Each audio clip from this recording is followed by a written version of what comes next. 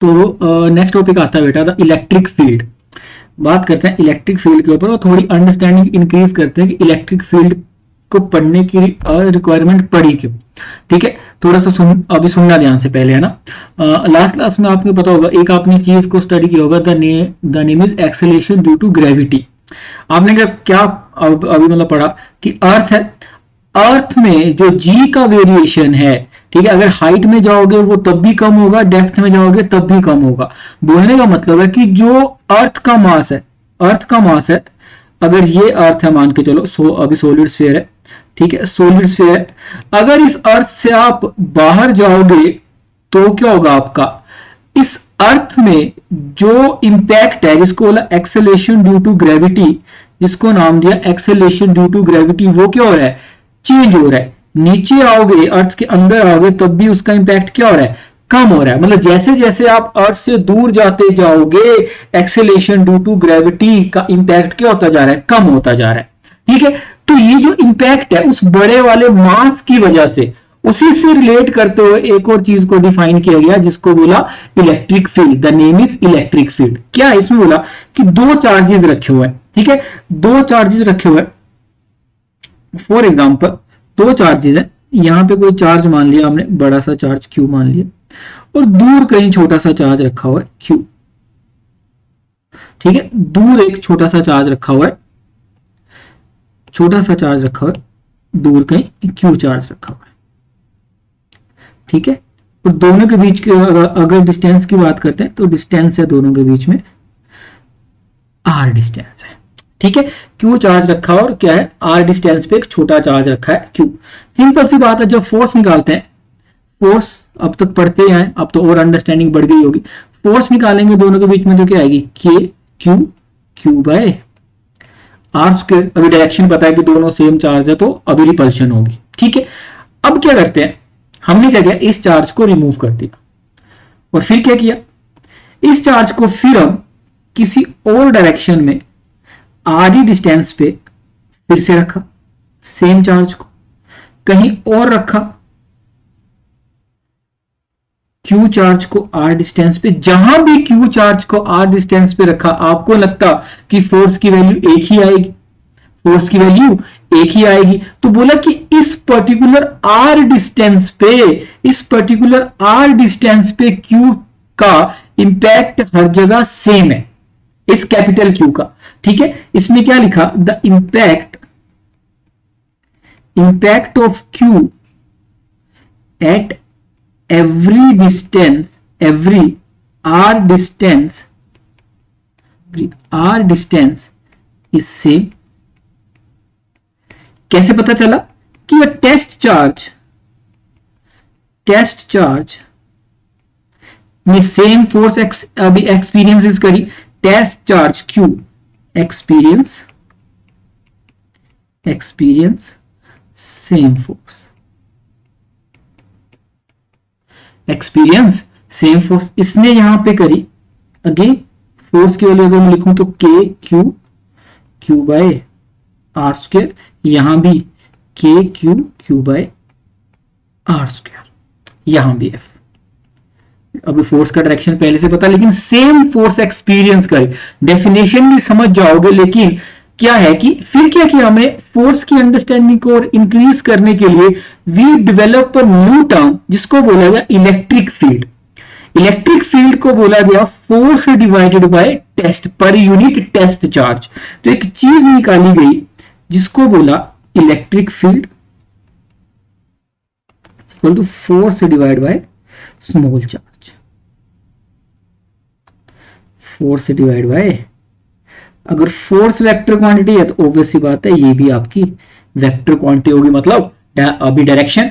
और electric field की value अगर मैं यहां पे बात करूं तो यहां पे कितनी आएगी, इस अभी फॉर्मूला के हिसाब से एफ बाई क्यू, तो मतलब के क्यू बाय आर स्क्वायर। यहां भी इलेक्ट्रिक फील्ड कितनी आएगी, K Q by R square, और यहां भी कितनी आएगी electric field, K Q by R square. F by Q क्या बोला हमने, एफ बाई क्यू। और ऐसे इलेक्ट्रिक फील्ड को डिफाइन भी कर लिया हमने, क्या कर लिया हमने, ऐसे इलेक्ट्रिक फील्ड को हमने डिफाइन भी कर लिया। डेफिनेशन की बात करते हैं, definition definition, it is the force experienced by a unit test positive charge placed at a distance r. It is the force experienced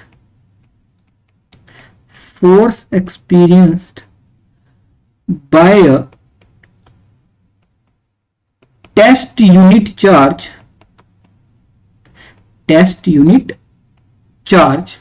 placed at a distance.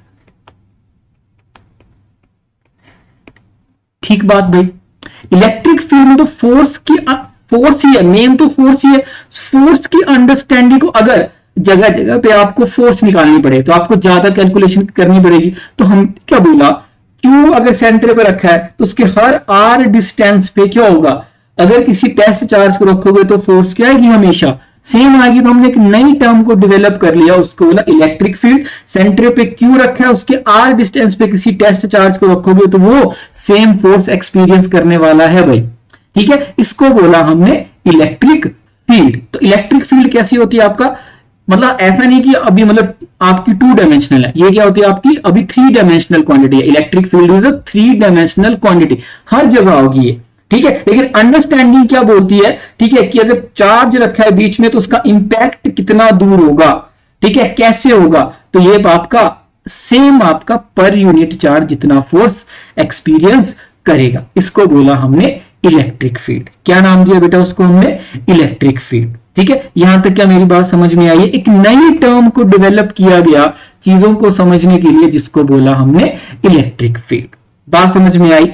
जैसे अब कुछ एक चीजों को और अभी मतलब डेवलप किया गया, ठीक है, और समझते हैं। ठीक है, ये बोला गया कि अगर चार्जेस को बोल सकते हो कि उसके आसपास कोई चार्ज नहीं है। ठीक है, चार्जेस को अगर रखा गया है और उसके आसपास कोई चार्ज नहीं है, अगर चार्जेस को रखा गया और उसके आसपास कोई चार्ज नहीं है, तो जो पॉजिटिव चार्ज होगा उससे इलेक्ट्रिक फील्ड कहां को जाएगी, आउटवर्ड डायरेक्शन, जिसको बोला रेडियली आउटवर्ड डायरेक्शन,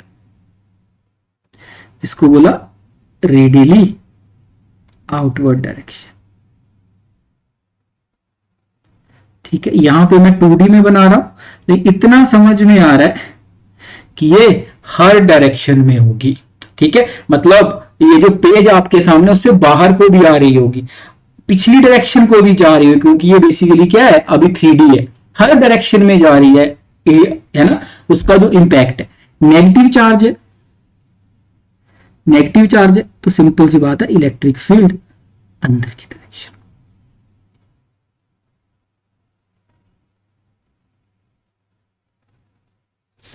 अंदर की डायरेक्शन को।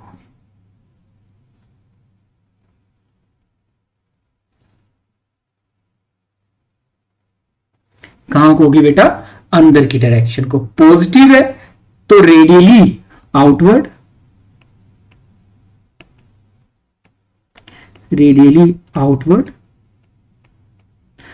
और अगर नेगेटिव है तो रेडियली इनवर्ड। ये कब, जब आसपास कोई भी चार्ज ना रखा गया हो, ठीक है, सिंपल सी बात है। अगर मैं क्या करूं, अगर इलेक्ट्रिक फील्ड, थोड़ी सी चीज मैं और बता देता हूं, अगर ये इलेक्ट्रिक फील्ड की डायरेक्शन है, ठीक है, ये इलेक्ट्रिक फील्ड की डायरेक्शन है,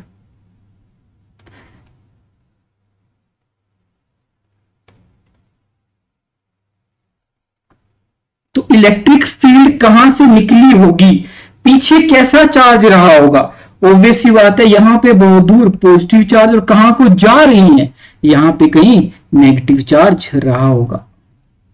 ठीक है जी, यहां पे कैसा चार्ज रहा होगा, नेगेटिव चार्ज रहा होगा। अगर मैं इस पर्टिकुलर इलेक्ट्रिक फील्ड में अगर मैं पॉजिटिव चार्ज प्लेस करता हूं, अगर मैं इस इलेक्ट्रिक फील्ड में कोई पॉजिटिव चार्ज प्लेस करता हूं, मान के चलो +Q, तो उसको कहां को फोर्स लगेगा, उसमें फोर्स लगेगा इस डायरेक्शन में।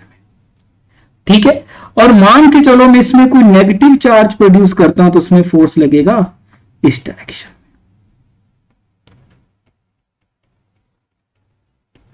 तो ध्यान रखना हमेशा, मैं छोटी सी बात बता देता हूं, अगर पॉजिटिव चार्ज रखा है तो वो एक्सपीरियंस करेगा force in the direction of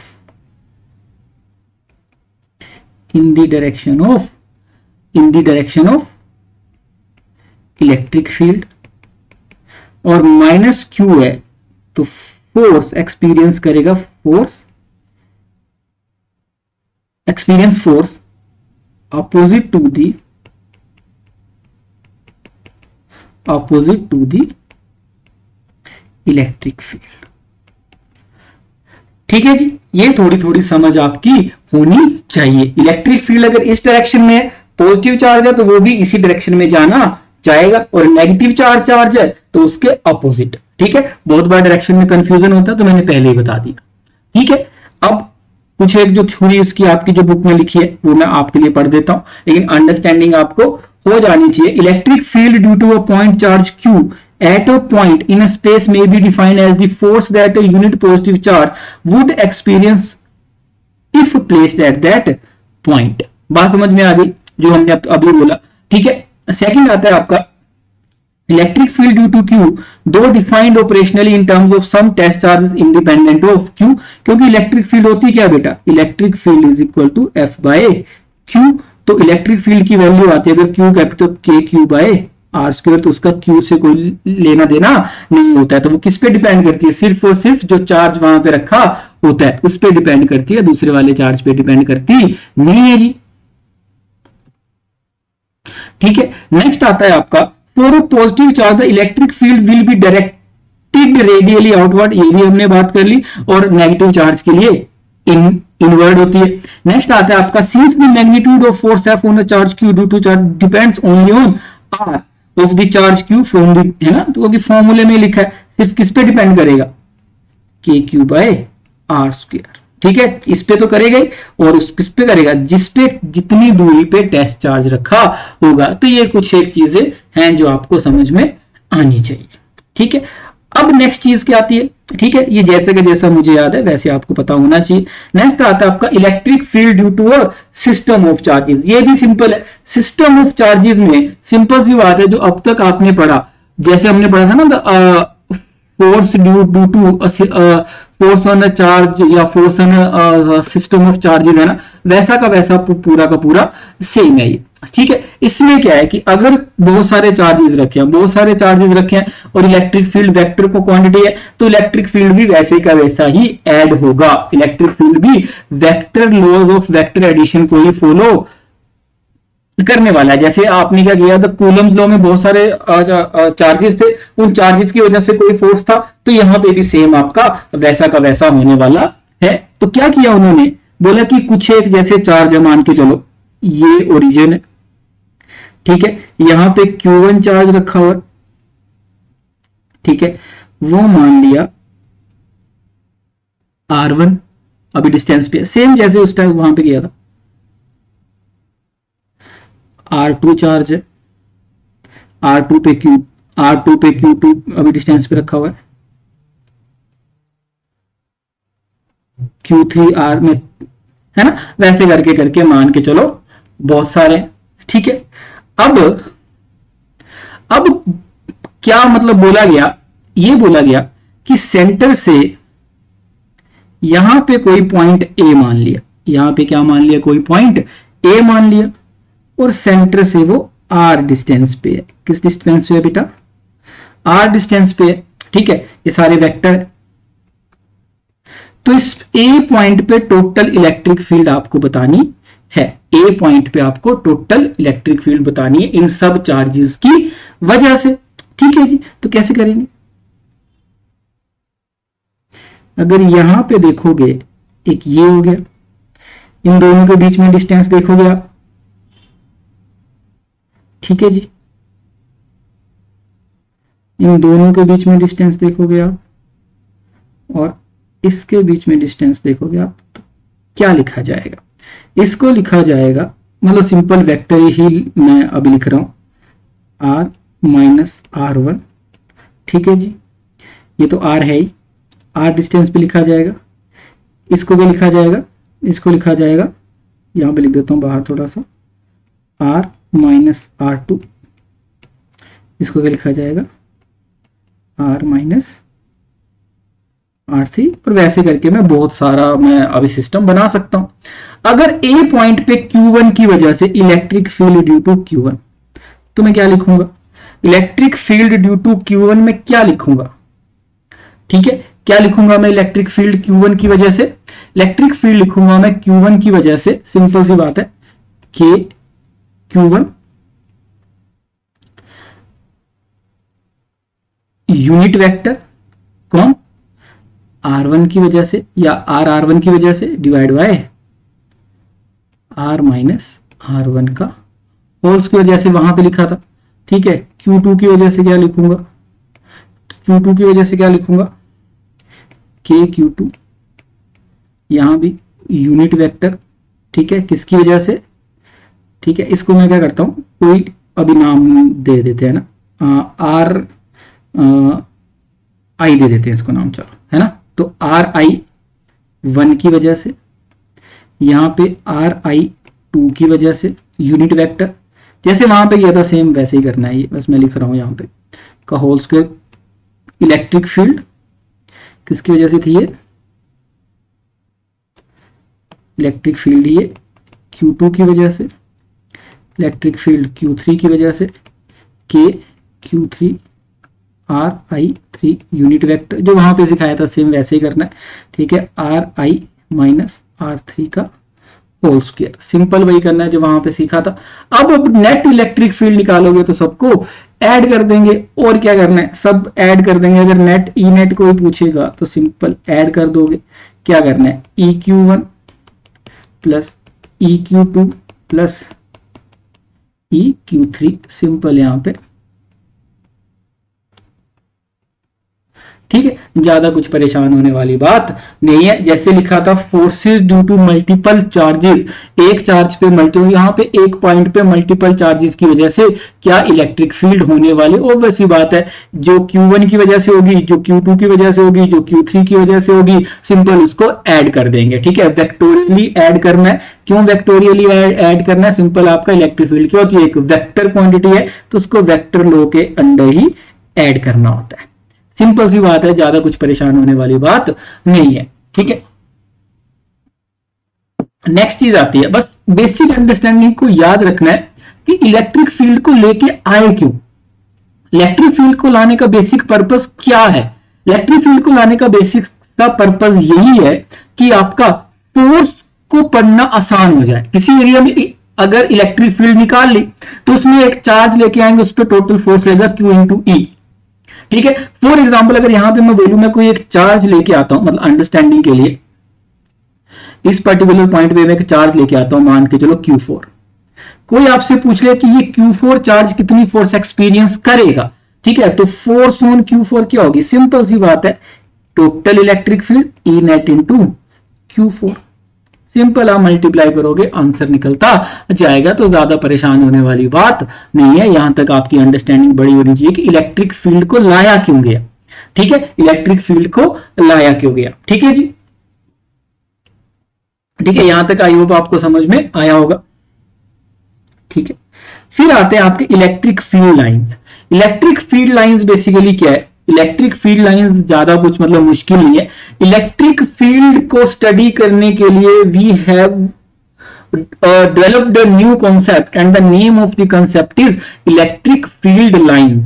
एक नया कॉन्सेप्ट स्टार्ट किया and the name of the concept is electric field lines. Electric field lines basically क्या है, इलेक्ट्रिक फील्ड लाइंस का सिंपल सा मतलब बात है, इलेक्ट्रिक फील्ड लाइंस को क्या बोला गया कि कितनी इलेक्ट्रिक फील्ड जा रही है, उसको लाइंस की फॉर्म में डिफाइन किया गया, ठीक है।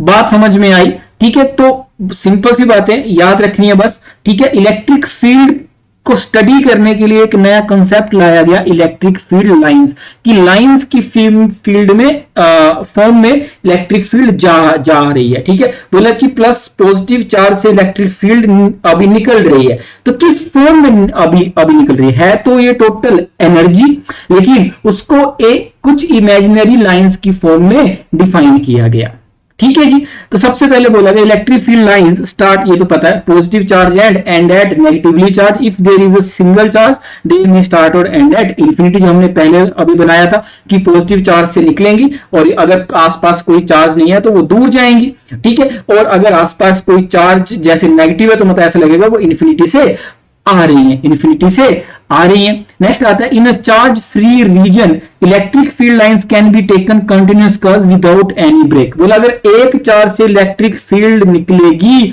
तो वो कंटिन्यूअस कर्व होगा। कंटिन्यूअस कर्व मतलब कंटिन्यूअस लाइन, उसमें कोई भी ब्रेक नहीं होगा। कंटिन्यूअस लाइन कुछ ऐसी लाइन होती है, ये है कंटिन्यूअस लाइन, ये है जो यहाँ पे डायग्राम बना है कंटिन्यूअस लाइन। कंटिन्यूअस लाइन का मतलब है कि कोई भी ब्रेक नहीं होगा। सिंपल सी बात है ना, क्या इलेक्ट्रिक फील्ड हर जगह होगी? ऐसा तो नहीं है कि बीच में है बीच में नहीं है, हर जगह होगी। और जहां पे इलेक्ट्रिक फील्ड होगी क्या test charge will experience of force. अब test charge experience of force तो मतलब हमेशा इलेक्ट्रिक फील्ड रहेगी, ऐसा तो कोई भी पॉइंट नहीं होगा। You will get not any point where it will not feel any force. कोई भी टेस्ट चार्ज होगा वो जैसे जैसे दूर, हाँ फोर्स की वैल्यू कम होती जाएगी, ठीक है। जैसे मान के चलो पॉजिटिव चार्ज है, पॉजिटिव चार्ज है, मान के चलो यही अभी बना देता हूं, ये पॉजिटिव चार्ज है। अब बीच में कोई गैप थोड़ी होगा, बीच में अगर गैप है तो मतलब कोई टेस्ट चार्ज फोर्स एक्सपीरियंस नहीं करेगा, लेकिन ऐसा पॉसिबल नहीं है। तो सिंपल रखना याद कि ये कंटिन्यूअस कर्व मतलब कंटिन्यूअस इलेक्ट्रिक फील्ड रहती है, ऐसा कभी भी नहीं होता कि इलेक्ट्रिक फील्ड नहीं होगी, ठीक है जी। नेक्स्ट आता है आपका two field lines can never cross each other. Simple सी बात है, एक पॉइंट पे इलेक्ट्रिक फील्ड की एक वैल्यू होगी कि दो, ऑब्वियस सी बात है एक। अगर दो डायरेक्शन में अगर हो गई तो सिंपल सी बात है क्या समझ आएगा कि एक पॉइंट पे दो वैल्यूज हैं और एक पॉइंट पे दो वैल्यूज होना पॉसिबल नहीं है, या एक पॉइंट पे नेट इलेक्ट्रिक फील्ड की दो डायरेक्शन होना पॉसिबल नहीं है। नेट इलेक्ट्रिक फील्ड की तो एक ही डायरेक्शन होगी ना। अगर इलेक्ट्रिक फील्ड लाइन आपस में क्रॉस कर गई तो एक पॉइंट पे इलेक्ट्रिक फील्ड की कितनी डायरेक्शन भाई? दो, लेकिन ऐसा होना पॉसिबल नहीं है। ये आपको जैसे यहां पे लिखी है वैसी की वैसी आपको याद होनी चाहिए। नेक्स्ट आती है electric field lines do not form any close loop. ये कभी भी क्लोज लूप नहीं बनाती हैं। क्लोज लूप बनाएंगी तो सबसे पहले मतलब थोड़ा सा ये ना इंटरेस्टिंग है, आपकी जो क्लास 11th है उससे रिलेटेड है, लेकिन मैं फिर भी बता देता हूं, मैं समझाने की कोशिश कर रहता हूं, लेकिन उससे पहले ये मैं डायग्राम थोड़े से बता देता हूं पहले, ठीक है। थोड़ी सी अंडरस्टैंडिंग इंक्रीज करते हैं यहाँ पे, ठीक है। ये जो दोनों डायग्राम यहाँ पे बने हैं ये आपको जैसे यहाँ पे बने हैं वैसे के वैसे आपको याद होने चाहिए। इन डायग्राम्स में ये बोला गया बेसिकली कि ये दोनों पॉजिटिव चार्ज हैं, तो इलेक्ट्रिक फील्ड लाइंस निकलेंगी कहां से? पॉजिटिव चार्ज से। और ये सीधी क्यों नहीं है? क्योंकि आपको पता होगा दो पॉजिटिव चार्ज रखे हैं तो दोनों के बीच में कैसी होगा? Force of repulsion. तो ये क्या हो रहा है आपका बहुत दूर जाती हुई दिखाई दे रही है, मतलब यहां से बाहर जा रही है। तो दो पॉजिटिव चार्ज रखे हैं तो आपको, या दो नेगेटिव चार्ज रखे होंगे, फॉर एग्जांपल इन पॉजिटिव की जगह अगर दो नेगेटिव चार्ज होते तो सेम इलेक्ट्रिक फील्ड बनती, इलेक्ट्रिक फील्ड लाइंस बनती, लेकिन बस ये डायरेक्शन ऐसी हो जाती, डायरेक्शन ऐसी हो जाती। याद रखना हमेशा अंदर को हो जाती है डायरेक्शन, ठीक है।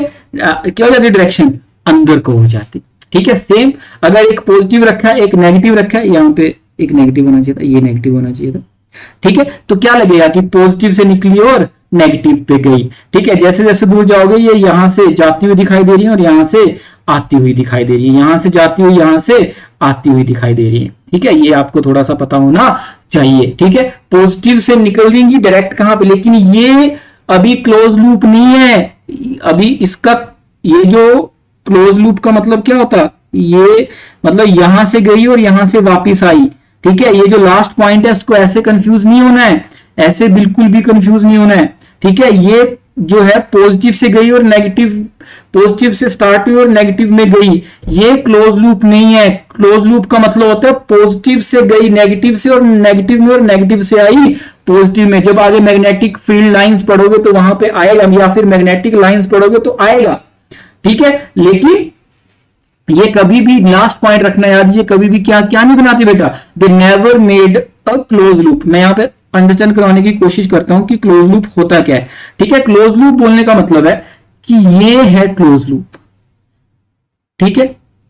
क्लोज लूप अगर है तो यहां पे अगर कोई चार्ज रखोगे वो मूव करेगा और वापस अपनी जगह पे आएगा, तो सिंपल सी बात है कुछ वर्क डन करना पड़ेगा। वर्क डन क्या होता है? फोर्स इनटू डिस्प्लेसमेंट, याद होगा थोड़ा सा अभी तो, ठीक है।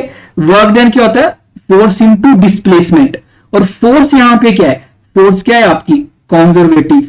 जो इलेक्ट्रोस्टैटिक फोर्स है वो क्या होती है? Conservative force. अंडरस्टैंडिंग के लिए बता रहा हूं, इलेक्ट्रोस्टैटिक फोर्स कैसी होती है? Conservative force. और ये कंजर्वेटिव फोर्स जब सर्कल में किसी चीज को घुमाएगी तो कोई भी काम करना पड़ेगा नहीं, क्योंकि नेट डिस्प्लेसमेंट कितनी हो जाएगी? जीरो। कितनी हो जाएगी? जीरो। तो सिंपल सी बात है कि कंजर्वेटिव फोर्स अगर एक सर्कल पे किसी चार्ज को घुमाएगी तो वर्क डन कितना आना चाहिए? जीरो। लेकिन इस केस में आता नहीं है, इस केस में आता नहीं है। तो सिंपल सी बात है, मतलब अगर, तो बोलने का मतलब है कि इलेक्ट्रिक फील्ड लाइंस ऐसे एग्जिस्ट करती ही नहीं, तो मैं वर्क डन निकालने के ऊपर बात नहीं करते हैं। लेकिन क्यों नहीं करते हैं? अगर ये क्लोज लूप में एग्जिस्ट कर जाती ना बेटा तो कुछ वर्क डन आता। लेकिन कंजर्वेटिव फोर्स की डेफिनेशन ये बोलती है कि वर्क डन जीरो आना नहीं चाहिए, ठीक है। तो सिंपल सी बात है, that's why these are not exist in close loop, ठीक है। ये कभी भी एक सर्कल नहीं बनाएंगी, मतलब एक से शुरू और वापस उसी में आ गई, ठीक है, ऐसा कभी भी नहीं होगा। मैग्नेटिक लाइंस बनाएंगी वो बाद की बात है। तो यहां तक अंडरस्टैंडिंग आपको थोड़ी सी अपनी रखनी पड़ेगी, ठीक है। जैसे मुझे ये पूरी की पूरे पॉइंट याद है, आपको भी याद होने चाहिए। ये 3-4 पॉइंट है, जैसे मुझे याद है वैसे आपको याद होने चाहिए कि इलेक्ट्रिक फील्ड लाइंस की प्रॉपर्टीज क्या क्या होती है, इलेक्ट्रिक फील्ड लाइंस की प्रॉपर्टीज क्या क्या होती है। नेक्स्ट एक चीज जो मतलब आपका एक नेक्स्ट टॉपिक है electric field, sorry electric flux. उससे पहले हम स्टडी करेंगे जिसको बोलते हैं, जिसका नाम है बेसिकली एरिया वेक्टर। सबसे पहले तो सबके दिमाग में आ रहा है सर एरिया तो हमने पढ़ा है, एरिया तो हमने पढ़ा हुआ है, लेकिन एरिया स्केलर है कि वेक्टर है? एरिया स्केलर है कि वेक्टर है, ये हमें पहले तो अभी पता नहीं है। तो हमेशा रखना याद, जब तक आप अभी फिजिक्स में पढ़ रहे हो, एरिया क्या है? Area is a vector quantity. Area कैसी क्वांटिटी बेटा? Area is a vector quantity. Area क्या है? Vector quantity. वेक्टर क्वांटिटी है तो वेक्टर का मतलब क्या है कि एक तो मैग्नीट्यूड होगा और साथ में क्या होगा? मैग्नीट्यूड और डायरेक्शन भी होगी। मैग्नीट्यूड भी होगा और क्या होगा साथ में बेटा? डायरेक्शन, विच ऑल्सो है magnitude as well as direction. Magnitude भी होगी और डायरेक्शन भी होगा। तो मैग्नीट्यूड तो आपको निकालना आता ही है। जैसे अगर सर्कल की बात करें, आर रेडियस है तो आपको पता है क्या होता है सर्कल का एरिया। सर्कल की बात करें तो आपको पता है एरिया क्या होता है? Pi R square. Pi R square. अगर कोई अगर स्क्वायर है, उसकी अगर ए अभी है लेंथ, तो स्क्वायर का क्या होता है? स्क्वायर का होता है ए स्क्वायर। अगर ए उसकी कोई अभी साइड है, ठीक है। और अगर किसी स्फेयर की बात करते हैं, रेडियस आर है, स्फेयर की बात करते हैं तो क्या होता है? 4 पाई आर स्क्वायर है। तो ऐसे ऐसे करके आपको बहुत सारी चीजें पहले से पता होंगी, ठीक है। लेकिन अब बात करते हैं कि डायरेक्शन कैसे पता करेंगे।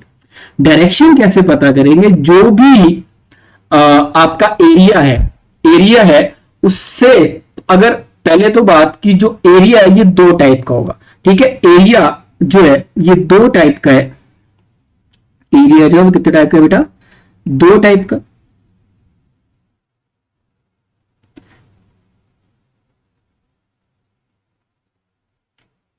एक होते हैं आपके ओपन सरफेसेस और दूसरे होते हैं आपके क्लोज सरफेस। 2 टाइप का एरिया होता है, एक होता है ओपन सरफेसेस और एक होते हैं क्लोज सरफेसेस। ओपन सरफेसेस होते हैं जिसके आर पार आप जा सकते हो, ठीक है।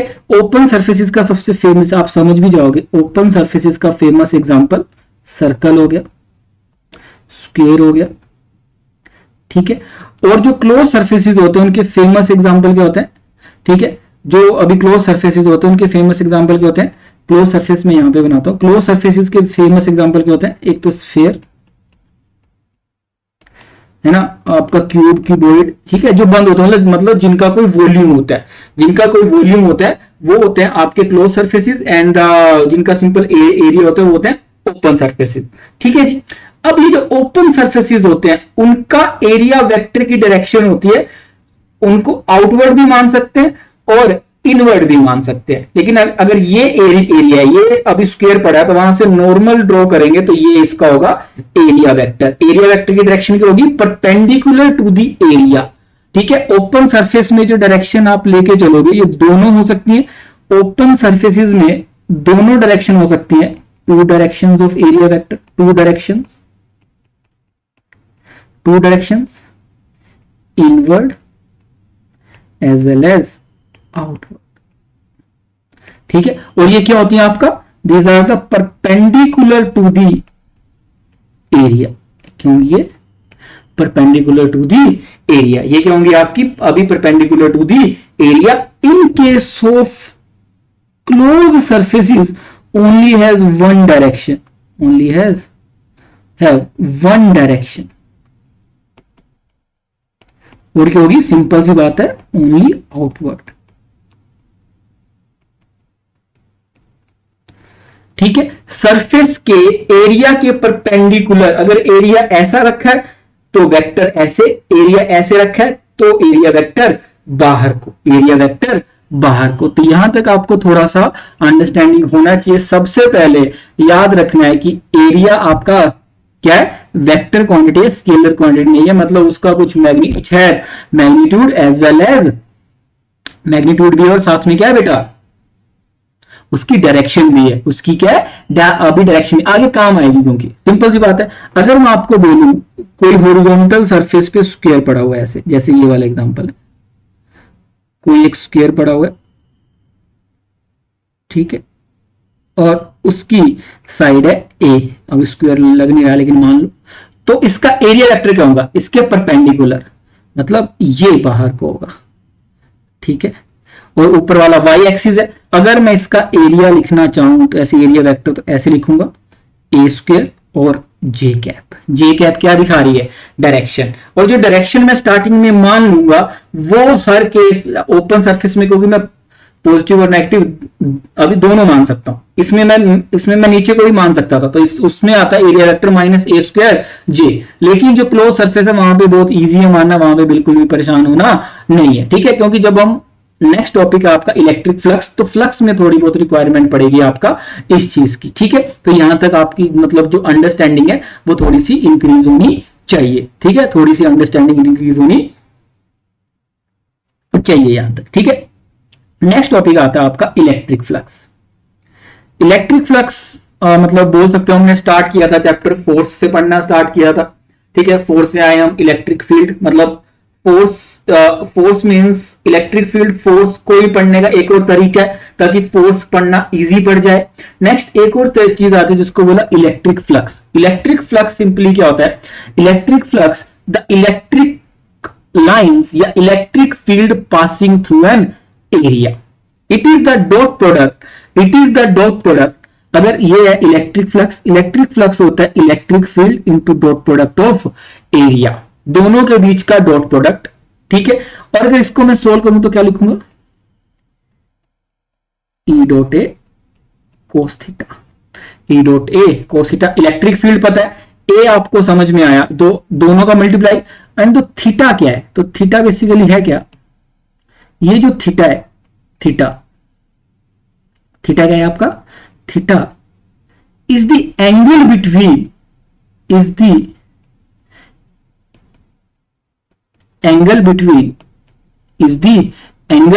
Theta is the angle between basically किसके बीच में बेटा? Theta is the angle between electric field and area vector.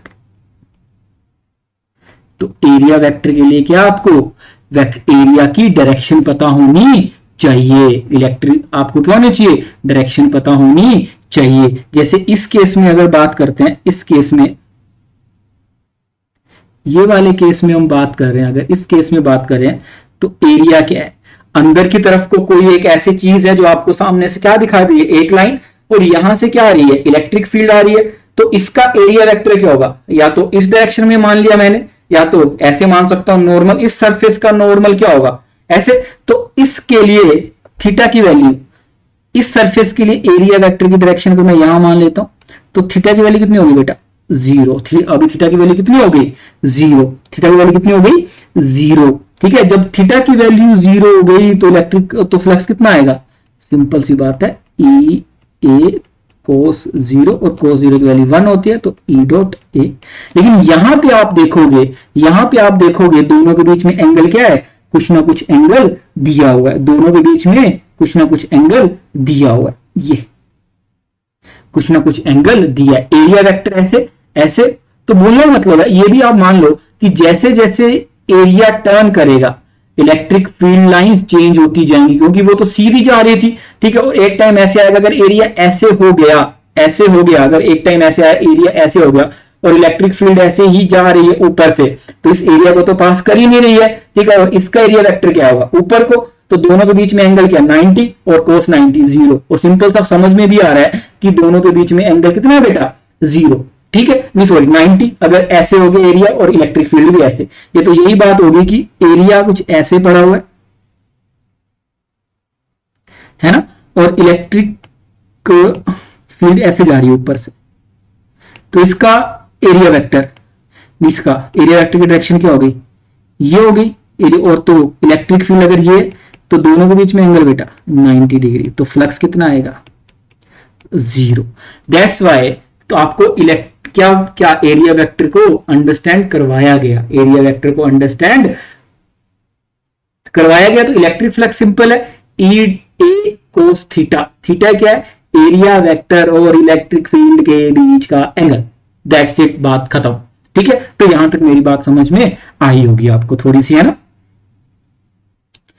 Next कुछ एक क्वेश्चंस है, समझते हैं थोड़ा सा क्या है ये वाले क्वेश्चंस। इस क्वेश्चन में दिया है, ये ऊपर वाली लाइन थोड़ी सी अभी कट गई है, लेकिन एग्जांपल है, an electron falls through a distance of 1.5 centimeter in a uniform electric field of magnitude। अगर इलेक्ट्रॉन बोला कि यहां से गिरेगा इलेक्ट्रॉन, ठीक है, डिस्टेंस कितना दिया है इन दोनों के बीच में? यहां पे कितना है? 1.5 सेंटीमीटर दिया है। ठीक है, और क्या बताया? हाँ, जो इलेक्ट्रिक फील्ड है उसकी वैल्यू क्या है? डायरेक्शन ऊपर को, और उसकी वैल्यू कितनी है? 2 इंटू 10⁴। तो हमने क्या सीखा था वहां पे? अगर इलेक्ट्रिक फील्ड ऊपर को जा रही है तो नेगेटिव चार्ज, क्या इलेक्ट्रॉन में नेगेटिव चार्ज की पॉजिटिव चार्ज? ऑब्वियस बात है, नेगेटिव चार्ज। तो फोर्स कहां को लगेगा? फोर्स लगेगा opposite to the direction of electric field. तो इलेक्ट्रॉन पे फोर्स कहां लगेगा? नीचे की डायरेक्शन में। ठीक है जी, तो फोर्स की वैल्यू पहले निकालते हैं कि फोर्स होगा क्या। हमने फॉर्मूला पढ़ा F/Q is equal to E। ठीक है, तो ये आपने अंडरस्टैंड कर लिया, तो फोर्स कितना होगा? Q into E। यही फॉर्मूला यहां पे लगने वाला है। फर्स्ट केस में अगर फोर्स निकालनी है तो चार्ज कितना है कि चार्ज ऑन इलेक्ट्रॉन कितना होता है? 1.6 इंटू 10⁻⁹ 19 कूलम। E आपको दिया है 2 इंटू 10⁴। ठीक है, न्यूटन पर कूलम। तो क्या फोर्स निकाल लोगे? फोर्स की वैल्यू आ गई, तो क्या एक्सेलेरेशन भी निकाल लोगे बेटा? एक्सेलेरेशन कितना होगा? F by mass of electron. और मास ऑफ इलेक्ट्रॉन कितना होता है? मास ऑफ इलेक्ट्रॉन होता है 9.1 इंटू 10⁻31। तो क्या है? 1.6 इंटू 10⁻⁹ इंटू 2 इंटू 10⁴। अगर मैं सही कर रहा हूं बिल्कुल, तो नीचे क्या आएगा? 9.1 इंटू 10⁻31।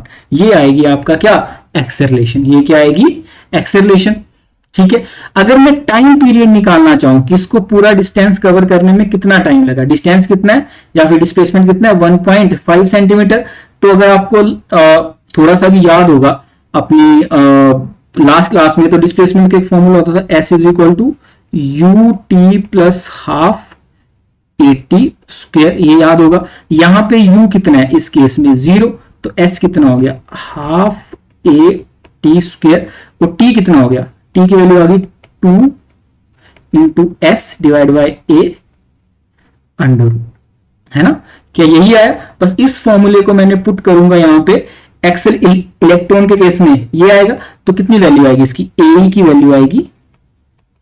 ए की वैल्यू तो मैंने अभी मतलब निकाल ली। इन्होंने पूछा क्या है? टाइम पूछा, आई थिंक, जहां तो मुझे लगता है the direction of field compare the time, time पूछा है, टाइम कितना लगा इसको, टाइम का फॉर्मूला मैंने वहां पे लिखा है साइड में, तो टाइम कितना आ गया इसका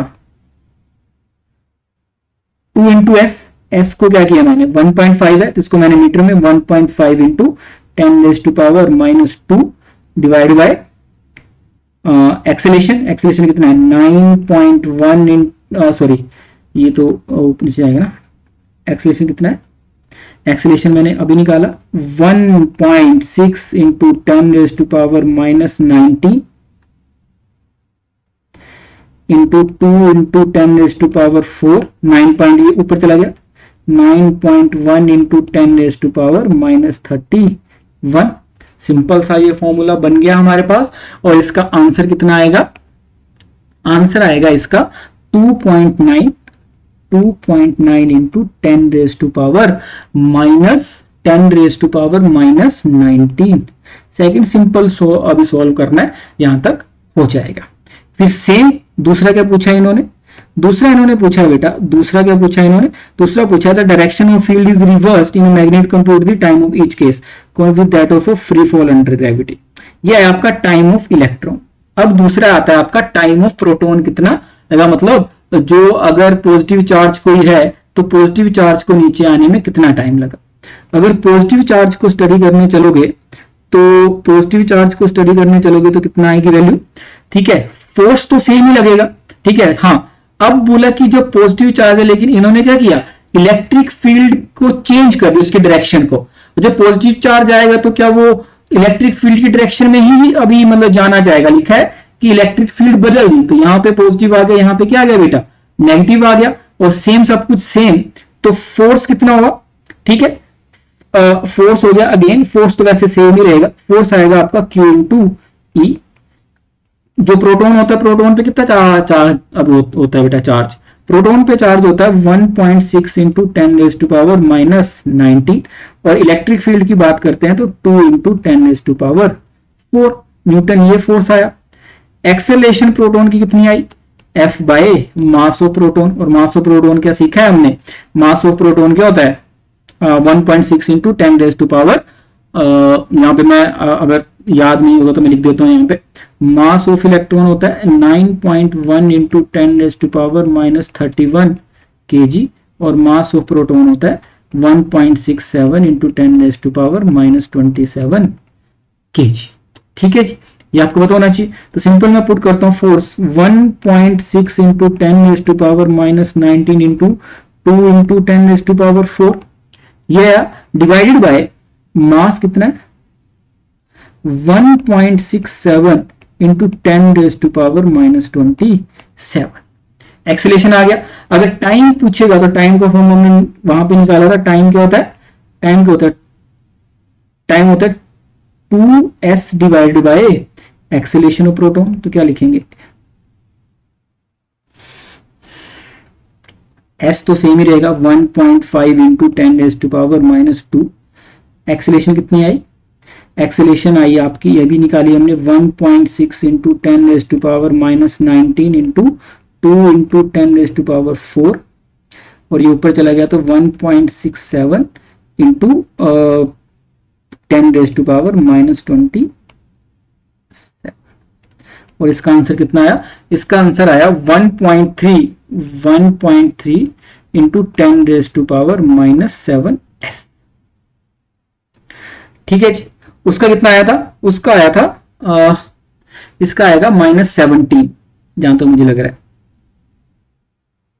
एक बार चेक कर लेना इसको, है ना, सिंपल कैलकुलेशंस है, ठीक है। इसका आएगा -17 जहां तक मुझे लग रहा है, ठीक है। तो कम टाइम किसको लगा, कम टाइम किसको लगा, -17 होता है ज्यादा कि -19, एक को लगा समथिंग और ये एक को लगा ये, तो सिंपल सी बात है, ज्यादा टाइम किसको लगा, इलेक्ट्रॉन को, ज्यादा टाइम किसको लगा, इलेक्ट्रॉन को, ठीक है, इलेक्ट्रॉन को लगा ज्यादा टाइम, क्यों, ज्यादा टाइम नहीं सॉरी ज्यादा तो ये हुआ ना, ठीक है, कम टाइम लगा इलेक्ट्रॉन को क्योंकि उसका मास कम था, मास कम तो एक्सेलरेशन ज्यादा, एक्सेलरेशन ज्यादा, ठीक है, और प्रोटॉन का मास ज्यादा था, तो टाइम किसको लगा, T E is greater then T of P, क्योंकि -17 बड़ा होता है एज कंपेयर टू दिस। ठीक है, तो यहां तक थोड़ी सी अंडरस्टैंडिंग आई होगी, आई होप आपको।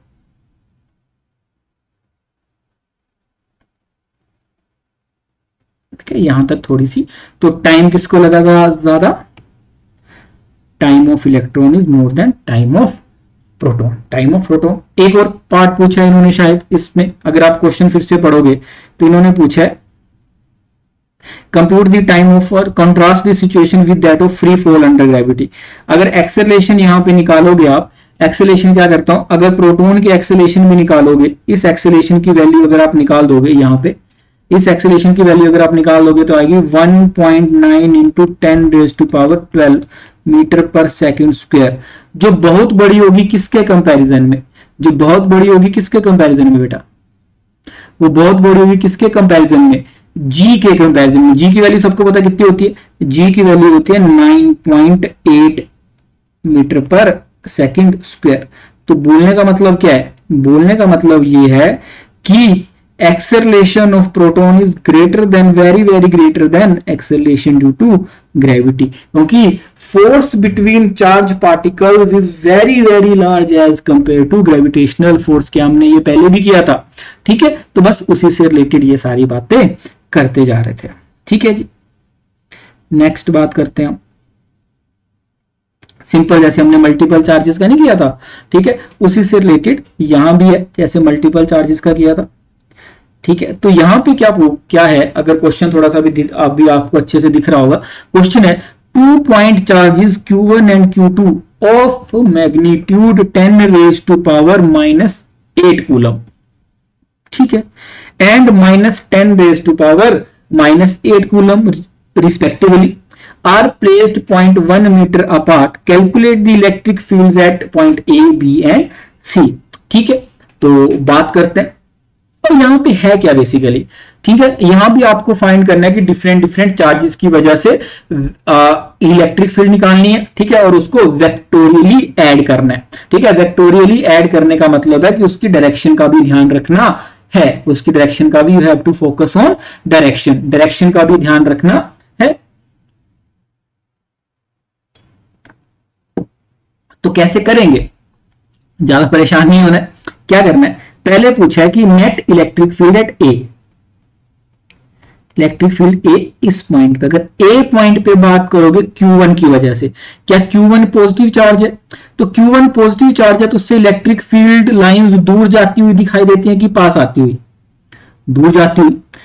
तो Q1 की वजह से डायरेक्शन होगी ये ए पॉइंट पे ना, ऐसा नहीं कि ऊपर बना दिया, और Q2 में जाती है, मतलब नेगेटिव चार्ज पे जाती हुई दिखाई देती है, तो Q2 की वजह से भी इलेक्ट्रिक फील्ड की डायरेक्शन होगी ये। तो क्या ए पॉइंट पे दोनों चार्जेस की वजह से इलेक्ट्रिक फील्ड ऐड होगी? अगर मैं Q1 की वजह से लिखूं, Q1 की वजह से लिखूं तो क्या लिखा जाएगा? के Q1 डिवाइड बाय डिस्टेंस कितना है? 0.05 स्क्वायर।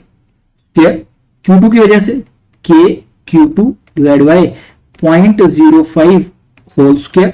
क्या Q1 Q2 की वैल्यू सेम दी है उन्होंने? ठीक है, अब यहां पे माइनस लिखने की जरूरत नहीं है क्योंकि डायरेक्शन मैंने पहले बता दी है। माइनस साइन, ऐसा नहीं कि यहां पे माइनस माइनस जीरो कर दिया, नहीं। ठीक है, माइनस तब लिखना था जब डायरेक्शन नहीं लिखी होती, क्योंकि यहां पे माइनस लिखते और ऊपर क्या था, जो माइनस माइनस क्या हो जाता आपका, अभी तब प्लस होता है, दोनों के बीच में प्लस होगी, डायरेक्शन लिख दी है पहले। अब सिंपल मैग्नीट्यूड लिखोगे, ठीक है, तो सिंपल दोनों की वैल्यू सेम है, तो क्या होगा 2 इंटू के की वैल्यू 9 इंटू 10⁻⁹। क्यू की वैल्यू कितनी है? कूलम 10⁻⁻8 और इसकी वैल्यू कितनी है? 0.05 का होल स्क्वायर। दोनों को सोल्व करोगे तो आंसर आएगा आपका 7.2 इंटू 10⁻⁴ न्यूटन पर कूलम। ठीक है, कैलकुलेशंस एक बार चेक कर लेना, अच्छे से समझ आने लगेगा। ठीक है, अगर बी पॉइंट पे मैं देखूं, जब डायरेक्शन पहले ही लिख देते हो तो परेशान होना नहीं है। ठीक है, अगर तो ये आई आपका ई ए की वजह से।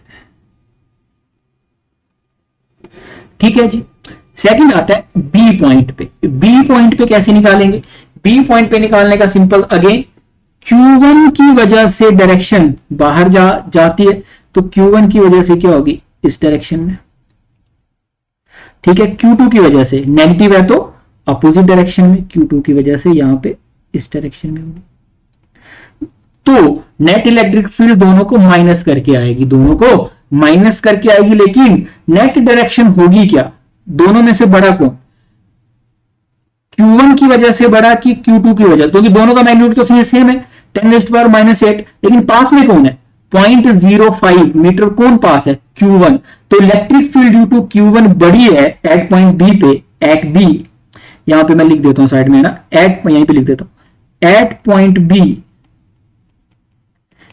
Point B electric field due to Q1 is greater than electric field due to Q2। क्या रीजन लिख पाओगे, बिकॉज मैग्नीट्यूड वाइज सेम है तो उससे फर्क पड़ेगा नहीं, because the Q1 is near,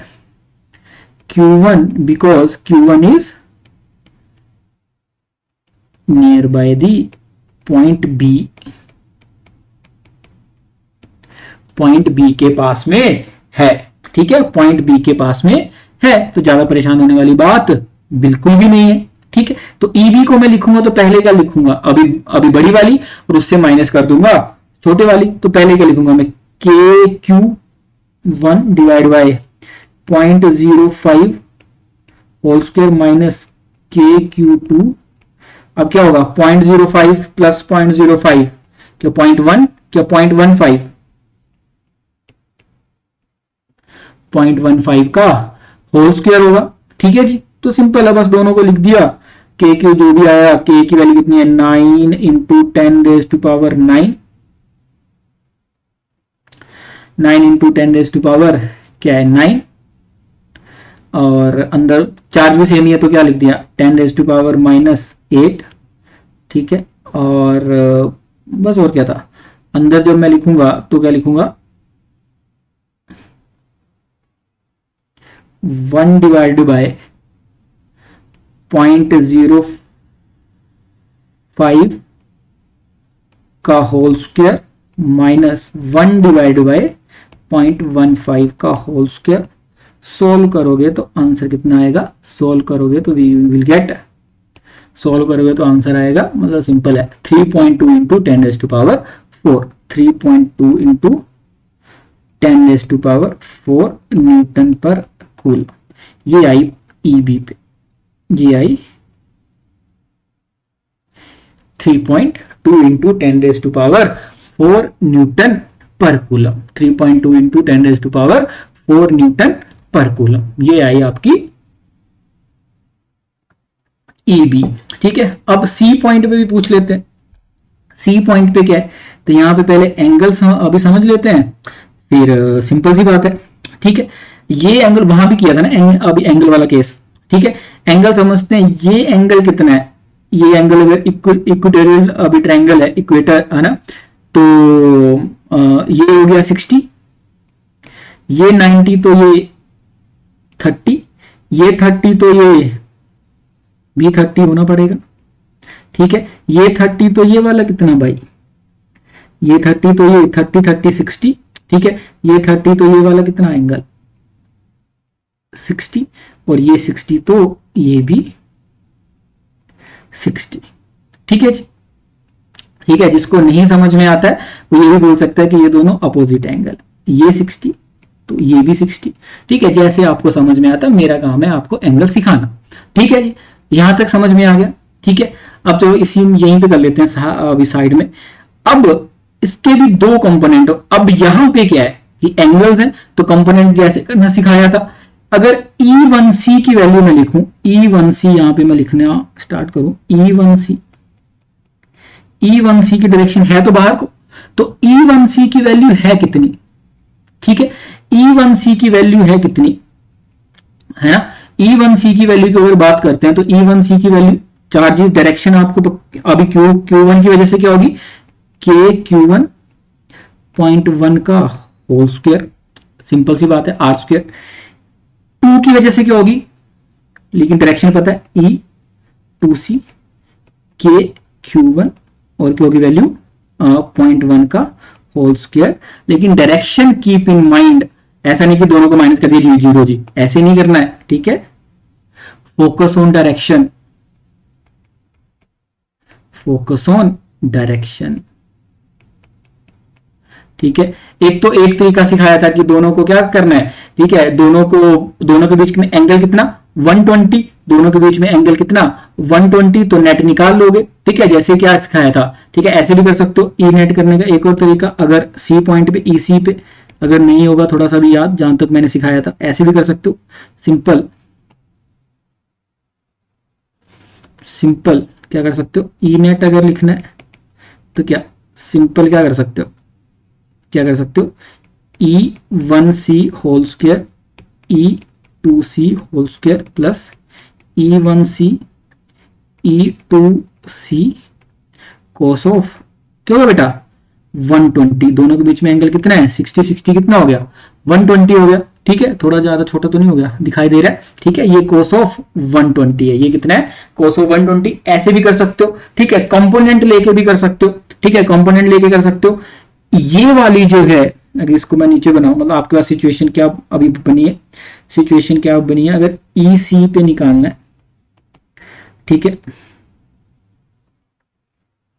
ये ट्रायंगल बनी है,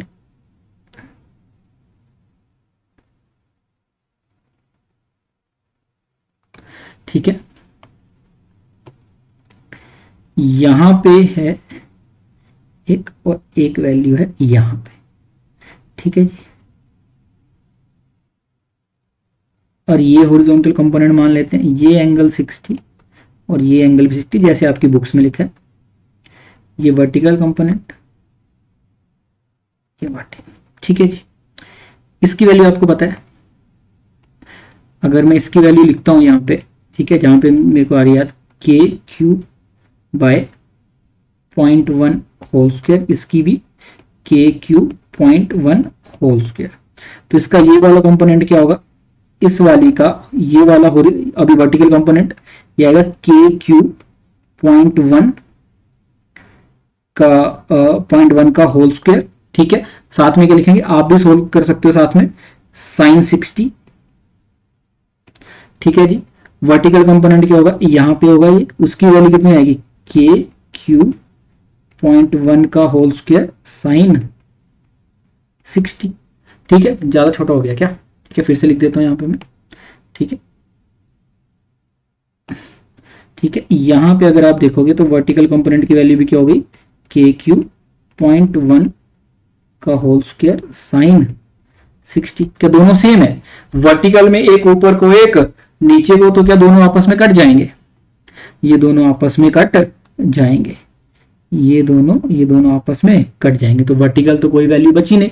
अगर मैं हॉरिजॉन्टल कंपोनेंट यहां पे देखूं तो इसका कितना आएगा, के क्यू 0.1 का होल स्क्वायर कोस 60, इसका भी ऊपर प्लस के क्यू 0.1 का होल स्क्वायर कोस 60, क्या आएगा इसका भी कोस 60, तो दोनों की वैल्यू सेम है, दोनों की वैल्यू सेम है, तो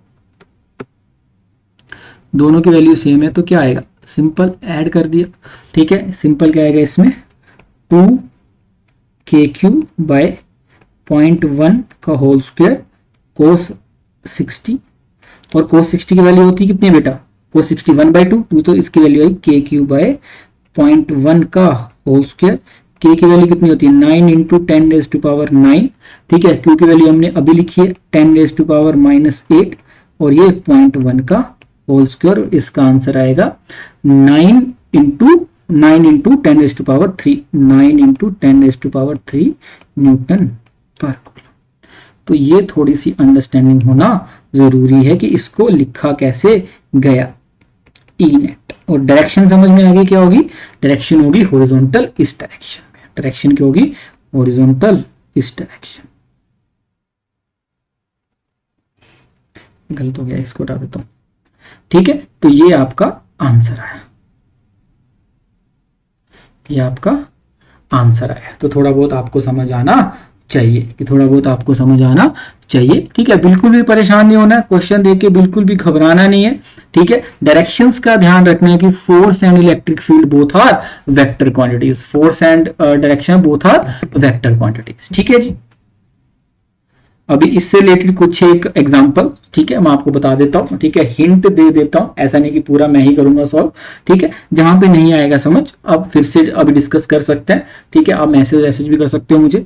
1.7 जो क्वेश्चन है, an electrostatic field line is a continuous curve that is a field line can not have sudden break. क्या हमने ये अभी किया था? क्या सडन ब्रेक्स पॉसिबल नहीं है? अगर सडन ब्रेक्स होंगे, मान के चलो इलेक्ट्रिक फील्ड लाइन ऐसे आ गई, एक ही है एक ही है, तो ये बीच वाले अगर किसी टेस्ट चार्ज को रखोगे तो कोई फोर्स एक्सपीरियंस नहीं करेगा ना बेटा। ठीक है, दैट्स वाई सडन ब्रेक्स नहीं होते हैं। या तो चार्ज को यहां से यहां जाना है तो क्या जंप करना पड़ेगा।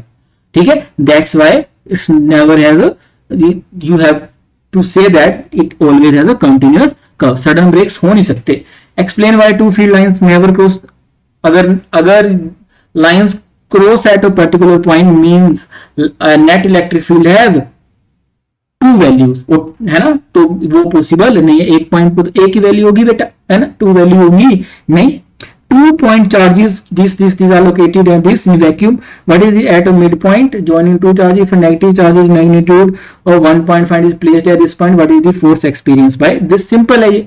ठीक है, क्या बोला गया आपको ये मतलब क्वेश्चन नंबर 1.8 की अगर बात करते हैं, ये बोला गया दो चार्जेस हैं। अगर सिंपल समझ में आया, क्या है, ए है आपका 3 माइक्रोकूलम और ये है आपका -3 माइक्रोकूलम। ठीक है जी, दोनों के बीच में डिस्टेंस कितना है? 20 सेंटीमीटर। तो सेंटर पे रखेंगे तो ये हो जाएगा 10 सेंटीमीटर और ये भी हो जाएगा 10 सेंटीमीटर। ठीक है, ये जो अभी किया ऊपर सवाल उसी से मिलता जुलता है एग्जाम्पल। तो इस 3 माइक्रोकूलम की वजह से मैग्नेटिक फील्ड की डायरेक्शन हमने पढ़ा कि पॉजिटिव चार्ज से कहां जाती है आपकी इलेक्ट्रिक फील्ड? दूर जाती है। कहां जाती है बेटा? दूर। तो यहां पे आएगी उसकी डायरेक्शन। और नेगेटिव चार्ज की वजह से भी कहां जाती है? उसी की तरफ। तो यहां भी जाएगी उसी की तरफ। ठीक है, तो डायरेक्शन पहले डिफाइन कर ली है, साइन के साथ मत रख देना चार्ज को अब, तो दोनों किया तो जीरो हो गई। ठीक है, ध्यान रखना इसकी वजह से भी यहां और उसकी वजह से भी यहां। ठीक है, तो सिंपल क्या आंसर आएगा? दोनों। अब इस पे लिखोगे जब इलेक्ट्रिक फील्ड, तो कैसे लिखोगे बेटा electric field? Net electric field अभी लिखने जाओगे तो अभी मतलब 3 कूलम की वजह से क्या होगी? माइक्रोकूलम की वजह से दोनों के बीच में डिस्टेंस कितना? तो के क्यू ए जो है आपका 3 कूलम डिवाइड बाय 10 इंटू 10⁻⁻² का होल स्क्वायर लिखना है हमेशा। हमेशा ऊपर मैंने होल स्क्वायर, हाँ होल स्क्वायर लिखना है हमेशा। दूसरा जैसे प्लस के QB 10 into 10⁻⁻² whole square. K की वैल्यू पुट करोगे क्यू ए क्यूबी को, सिंपल सीधा पुट कर देना है। कितनी वैल्यू बेटा उसकी वैल्यू है 3 माइक्रोकूलम। सीधा पुट कर देना है 3 माइक्रोकूलम, आंसर आने लगेगा। ठीक है, इसलिए नहीं कर रहा हूं सोल्व कि आप भी अगर सोल्व करोगे तो कैलकुलेशन स्किल इंक्रीज होगी, इंप्रूव होगी। जो भी वैल्यू है यहां से मान के चलो ई नेट पता चल गया आपको, ई नेट। फिर पूछा है if negative charge of magnitude this is placed at this, है ना, तो व्हाट विल बी दी, माना इसकी वैल्यू सोल्व करके जो भी वैल्यू आई वो हमने मान लिया, मतलब ई नेट की वैल्यू हमने ई मान ली, जो भी इसको सोल्व करके आई यहाँ पे, है ना। ई इसकी वैल्यू आ गई मान के चलो। तो जब कोई चार्ज रखा गया तो फोर्स क्या लगेगी उस पर? इलेक्ट्रिक फील्ड की डायरेक्शन क्या बताइए? यहाँ पे ये डायरेक्शन होगी इलेक्ट्रिक फील्ड की। और बोला नेगेटिव चार्ज अगर रखा जाएगा तो उस पर फोर्स कहां लगेगी? इसके इलेक्ट्रिक फील्ड की अपोजिट डायरेक्शन में, और उसका मैग्नीट्यूड क्या होगा? Q इंटू ई। और Q कितना दिया यहाँ पे? Q जो भी दिया यहाँ पे 1.5 इंटू 10⁻⁻⁹ इंटू ई, जो आपने ऊपर निकाला होगा। जो अगला जो क्वेश्चन है वो आपका आई थिंक है, ठीक है, इलेक्ट्रिक डाइपोल जो हम डिस्कस करेंगे। ठीक है, तो आपके 1.8 तक हमने सारे क्वेश्चन सॉल्व कर लिए हैं। ठीक है जी, तो नेक्स्ट आता है डियर स्टूडेंट्स इलेक्ट्रिक डाइपोल। जो अब तक स्टडी किया 2-3 basic concept, force, electric field, उसी से रिलेटेड आता है एक इलेक्ट्रिक डाइपोल। इलेक्ट्रिक डाइपोल क्या है? It is a setup in which 2 charges of opposite polarity are separated by a small distance। जिसको बोला electric dipole. Two equal and opposite charges separated by a distance, ऐसे setup को बोला electric dipole. And why we have to study this, because at molecular या at atomic level, ठीक है, आप ऐसे ऐसे बहुत सारे आयंस वगैरह को फाइंड करते हो, ठीक है, जिनके बीच में डिस्टेंस बहुत ही कम होता है, ठीक है। तो बस इसीलिए स्टडी कर रहे हैं हम इलेक्ट्रिक डाइपोल को, ठीक है। सारी चीजें उसी से रिलेटेड है जो अब तक स्टडी करते हैं, बस थोड़ा सा स्टडी करने का तरीका और है, ठीक है। तो सबसे पहले यहां पे क्या पता होना चाहिए, first of all you should know what is electric dipole. Electric dipole वो समझ में आ गया, ठीक है। It is a two equal and opposite charges separated by a distance D, ठीक है। सेकंड टर्म जो यहां पे यूज की जाती है उसको बोलते हैं electric dipole movement. Electric dipole movement. Electric dipole movement basically होता क्या है? Electric dipole movement is the product of, denote किया जाता है इसको P से, ठीक है, और ऊपर वेक्टर मैं अभी बता दूंगा वेक्टर क्यों लगाया, ठीक है। The product of charge into D, D मतलब distance between both the charges, distance between the both the charges, उसको बोला इलेक्ट्रिक डाइपोल मूवमेंट, ठीक है। अब ये जो P यहां पे लिया बेटा, P है इलेक्ट्रिक डाइपोल मूवमेंट, हमेशा याद रखना आगे भी काम आएगा, it is a vector quantity. कैसी क्वांटिटी है ये? Is a vector quantity. सबसे पहली बात, क्योंकि ये डी डिस्टेंस जो लिया उस पर डिपेंड करती है कहीं ना कहीं पे, लेकिन अंडरस्टैंडिंग के लिए मैं सिखा देता हूं। Vector quantity in its direction is always, direction जो भी इसकी direction minus Q two plus Q. Negative charge से हमेशा किस डायरेक्शन में होगा बेटा? In positive Q charge. यह है आपका इलेक्ट्रिक डाइपोल मूवमेंट, ठीक है। यहां पे P की डायरेक्शन जो भी हमेशा क्या रहेगी? नेगेटिव चार्ज से पॉजिटिव चार्ज। क्या रहेगी? हमेशा नेगेटिव चार्ज से positive charge. Electric dipole movement की जो डायरेक्शन रहेगी क्या रहेगी बेटा? ठीक है, एक तो फॉर्मूला उसका याद होना चाहिए, फॉर्मूला बता दिया मैंने, Q इंटू डी, ठीक है। मैग्नीट्यूड रखना है यहाँ पे चार्ज का। और एक और चीज अगर आपसे कोई पूछता है what is the net charge of electric dipole, net charge अगर कोई पूछ ले, वैसे भी पूछ ले कोई नेट चार्ज, तो नेट चार्ज क्या होगा बेटा? जीरो। नेट चार्ज क्या होगा? जीरो। क्यों? क्योंकि माइनस क्यू दोनों का मैग्नीट्यूड सेम है, दोनों को लिखोगे तो क्या आएगा आपका? नेट चार्ज आएगा आपका जीरो। नेट चार्ज कितना आएगा?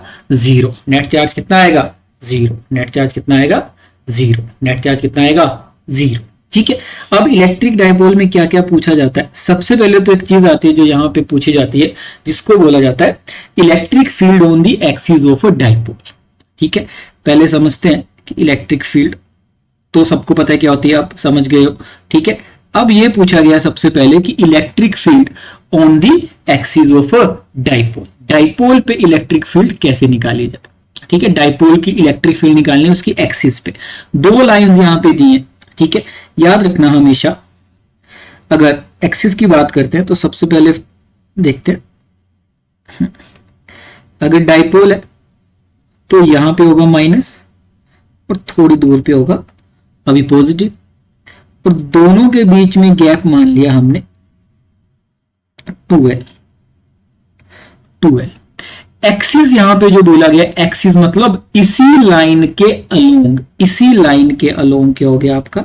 इसी लाइन को आगे बढ़ाओगे, इसी लाइन को आगे अगर एक्सटेंड करोगे, जो दो डाइपोल्स को आपस में मिला रही है, इसी लाइन को एक्सटेंड करोगे तो इसी को क्या नाम दिया? इसी को नाम दिया आपका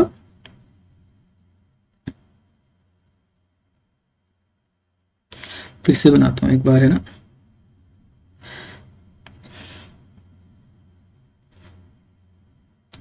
ठीक है, ये पॉजिटिव नेगेटिव, ठीक है, ये क्या बना आपका? Electric dipole.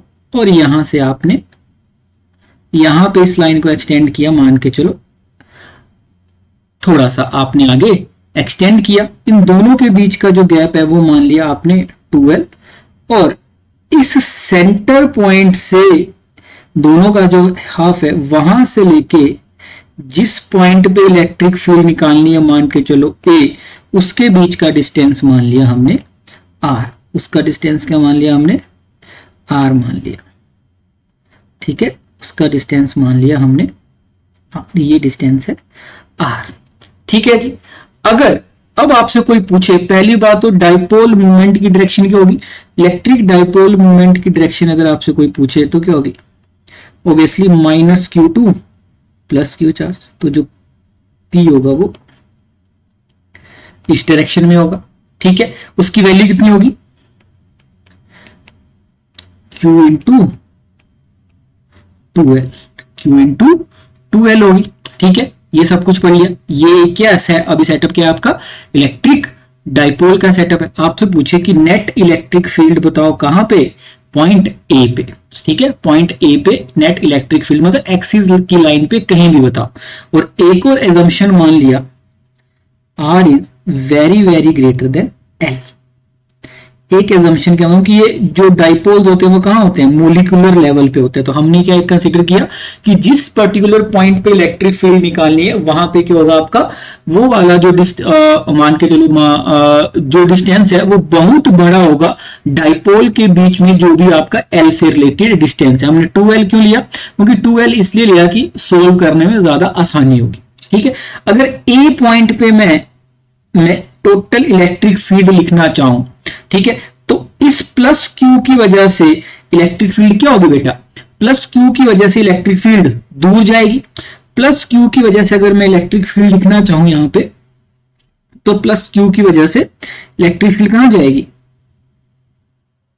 इस डायरेक्शन में, ड्यू टू प्लस क्यू की वजह से। ठीक है, और ये जो माइनस क्यू है इसकी वजह से कहां जाएगी? बोला कि जब नेगेटिव चार्ज होता है तो उसमें इलेक्ट्रिक लाइंस जाती हैं, तो इसकी वजह से कहां जाएगी? ये ड्यू टू माइनस क्यू की वजह से। ज्यादा किसकी वजह से होगी? ऑब्वियस बात है जो पास में है तो माइनस क्यू का इंपैक्ट ज्यादा होगा। तो नेट किस डायरेक्शन में होगी? नेट आपका नेट इलेक्ट्रिक फील्ड किस डायरेक्शन में होगी? ऑब्वियस सी बात है ई नेट इस डायरेक्शन में होगी। ठीक है जी, आई समझ में बात? इसका रीजन मैं बता देता हूं यहां पे क्यों। ठीक है, क्यों यहां पे होगी? क्योंकि ई नेट की डायरेक्शन ये क्यों होगी? क्योंकि E due to minus Q is greater than plus Q, क्योंकि दोनों का मैग्नीट्यूड तो सेम है लेकिन माइनस क्यू क्या रखा हुआ बेटा?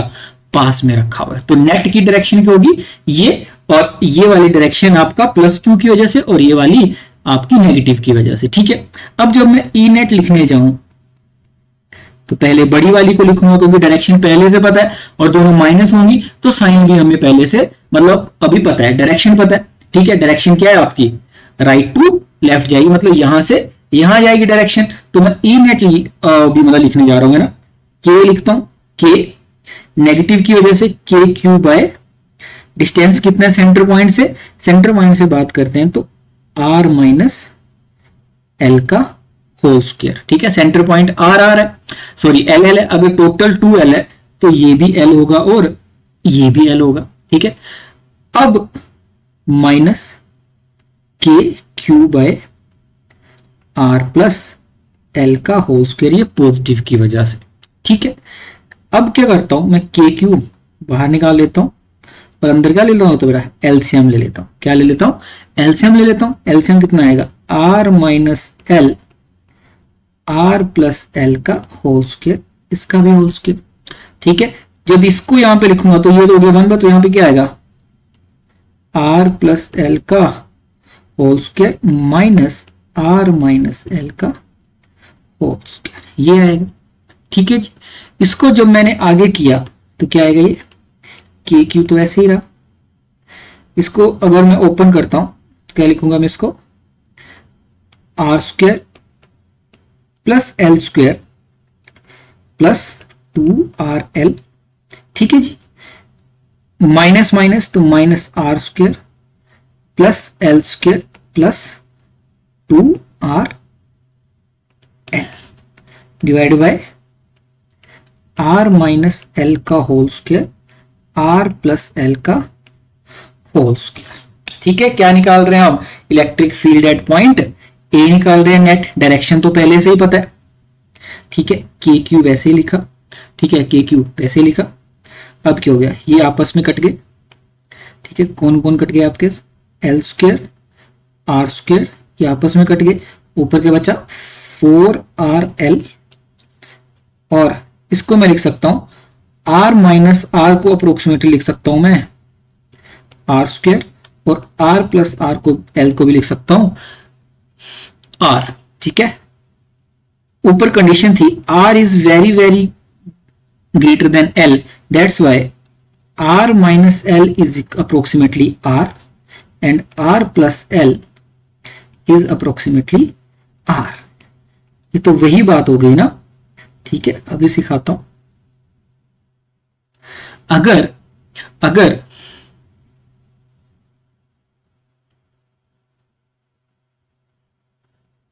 ये तो वही बात हो गई, अगर आर की वैल्यू मान के चलो 1 मीटर, ठीक है, और एल की वैल्यू मान के चलो 0.000001, तो आर प्लस एल क्या आएगा आपका? 1 के बराबर आएगा अप्रोक्सीमेटली।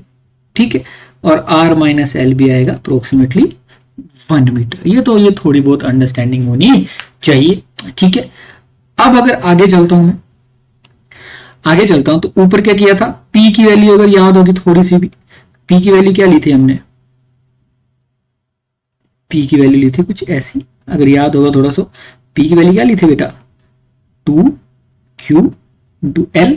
तो यहां पे आया आपका पहले तो KQ, ठीक है, नीचे R4, तो ऊपर तो 4L डिवाइड बाय R3। इसको मैं ऐसे लिख सकता हूं 2K, 2 कॉमन आ गया, अंदर 2QL डिवाइड बाय R3। तो क्या लिख सकता हूं? इसको क्या लिख सकता हूं मैं? P लिख सकता हूं, तो 2KP divide by R3 E net. ये फॉर्मूला आपको हर टाइम याद होना चाहिए, 2KP बाय R स्क्वायर। अगर आपसे कोई पूछे what is the direction of P and E, P की डायरेक्शन क्या थी? अगर थोड़ा सा भी देखोगे आप, P की डायरेक्शन थी -Q से +Q, हमने डिफाइन किया था, और नेट इलेक्ट्रिक फील्ड की डायरेक्शन भी क्या आई थी? Right to left. तो you can say that also. जो यहां पे ध्यान रखने वाली बात है, जो आपको याद होनी चाहिए, कि electric field and electric dipole movement are in same direction.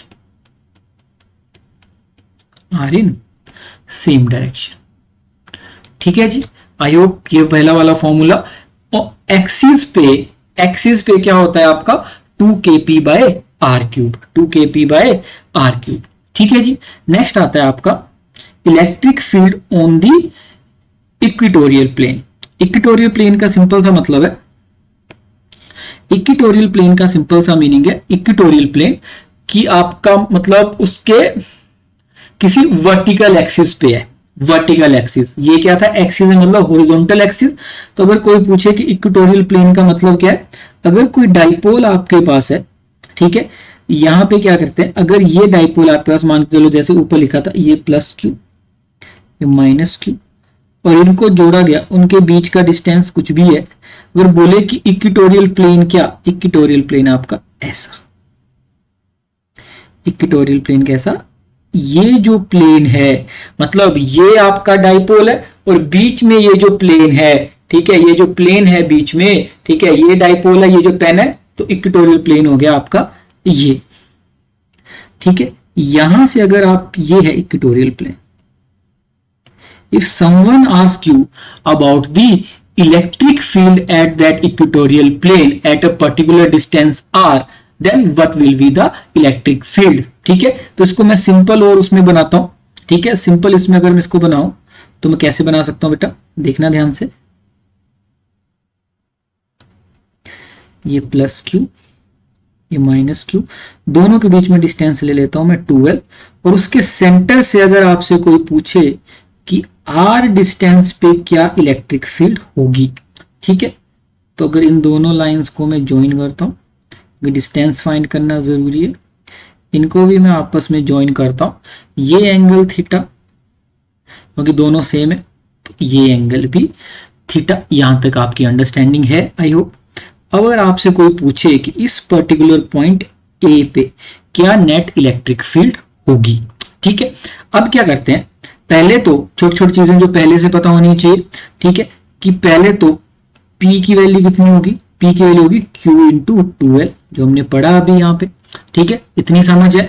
और P की डायरेक्शन क्या है, P की डायरेक्शन अगर मैं यहां पे बनाता हूं तो P की डायरेक्शन मैं यहां पे बना रहा हूं, P की डायरेक्शन क्या है बेटा,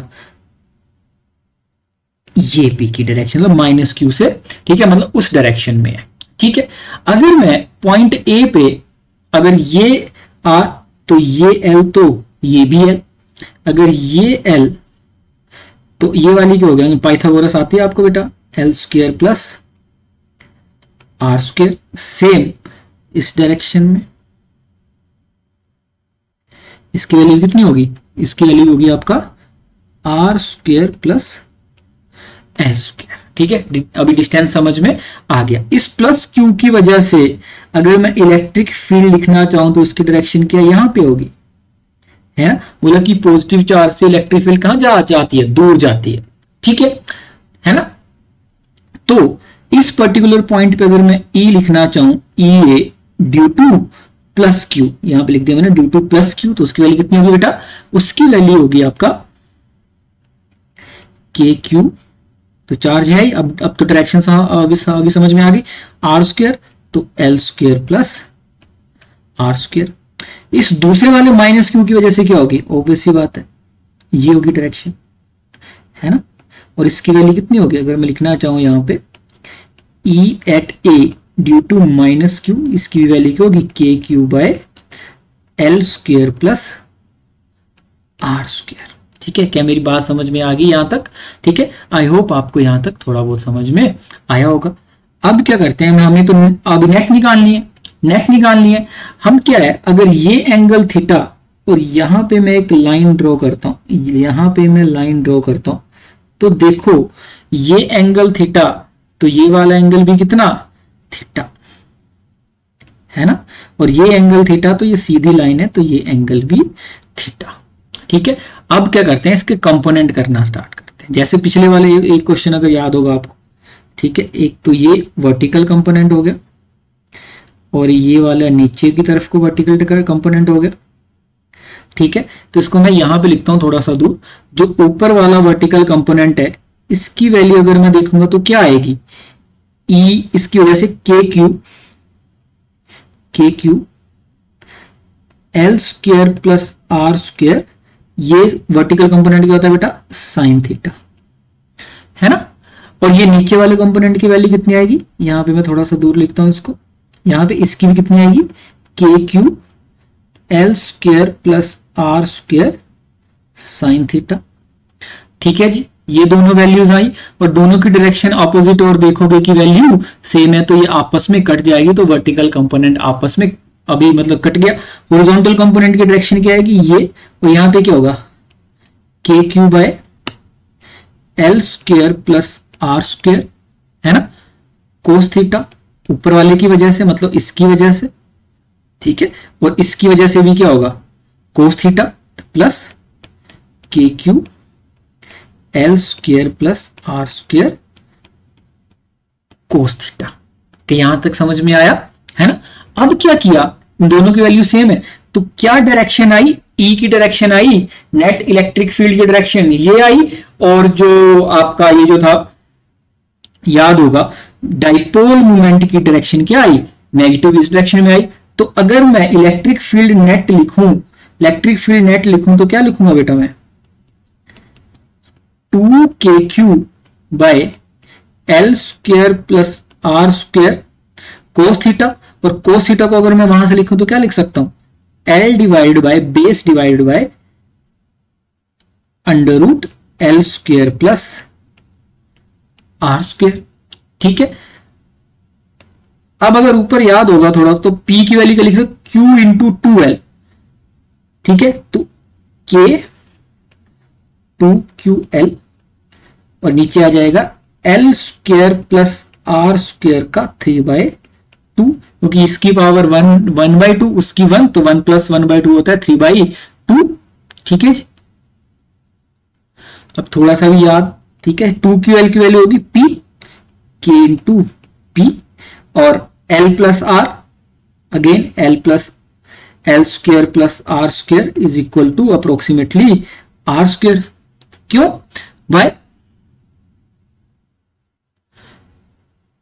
वाई? बिकॉज जो लास्ट में था R is very very greater than L, R is very very greater than L। ये आपको थोड़ी सी बात पता होनी चाहिए। ठीक है जी, यहां तक समझ में आया? तो नीचे क्या लिख सकता हूं मैं डायरेक्टली, R स्क्वायर 3/2। ठीक है, R स्क्वायर 3/2, 2 से 2 कट गया तो क्या बचा? KP/R cube E net. अब ठीक है, ऊपर वाले में क्या आया था? 2KP/R cube. ऊपर वाले में क्या आया था? 2KP/R cube. यहां पे डायरेक्शन क्या है? सेम है कि अपोजिट है? तो यहां पे एक साइन आता है माइनस का। यहां पे साइन क्या आता है? माइनस का। Minus sign show that electric field, net electric field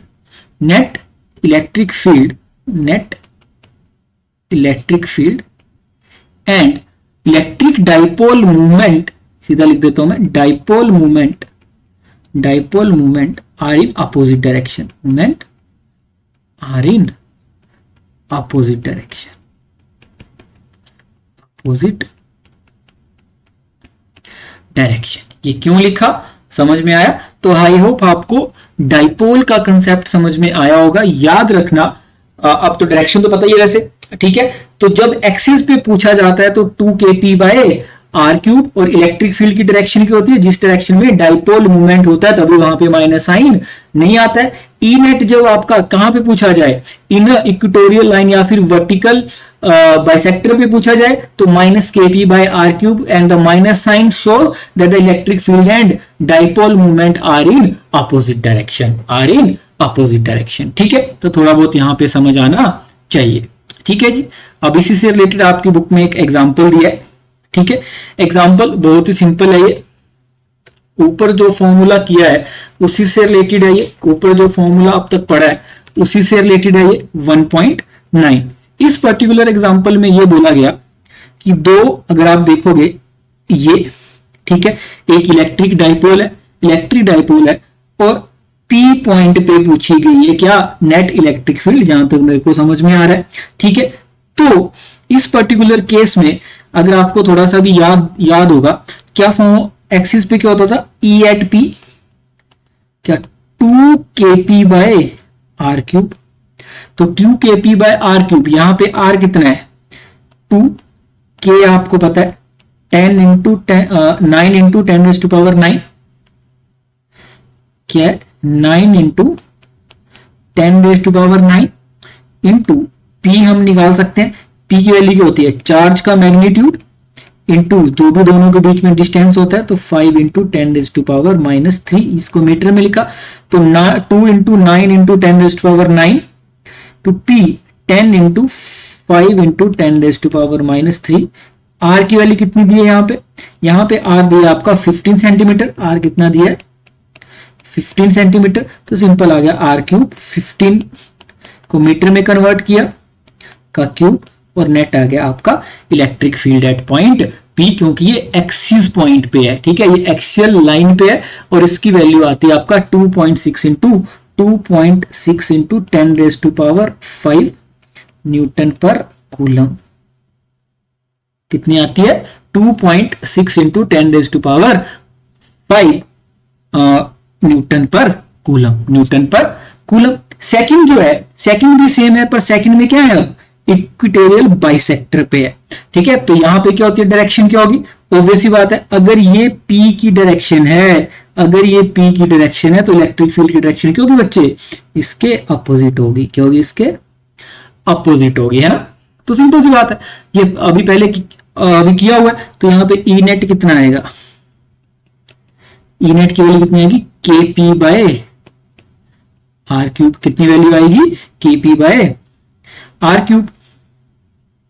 और तो के कितना है, 9 इंटू 10⁻⁹, पी हमने निकाला है 10 इंटू 5 इंटू 10⁻⁻3, और आर क्यूब कितना आएगा 15, तो 15 इंटू 10⁻⁻2 का होल क्यूब। तो इसकी वैल्यू कितनी आएगी 1.33 इंटू 10⁻5 न्यूटन पर कूलम। और ऐसा क्यों लिखा गया होगा, क्योंकि सिंपल सी बात है ना, वहां पे 2 kp है, यहाँ पे kp है, आर दोनों का सेम है, तो इसका हाफ आया, इसका हाफ आया ई एट क्यू।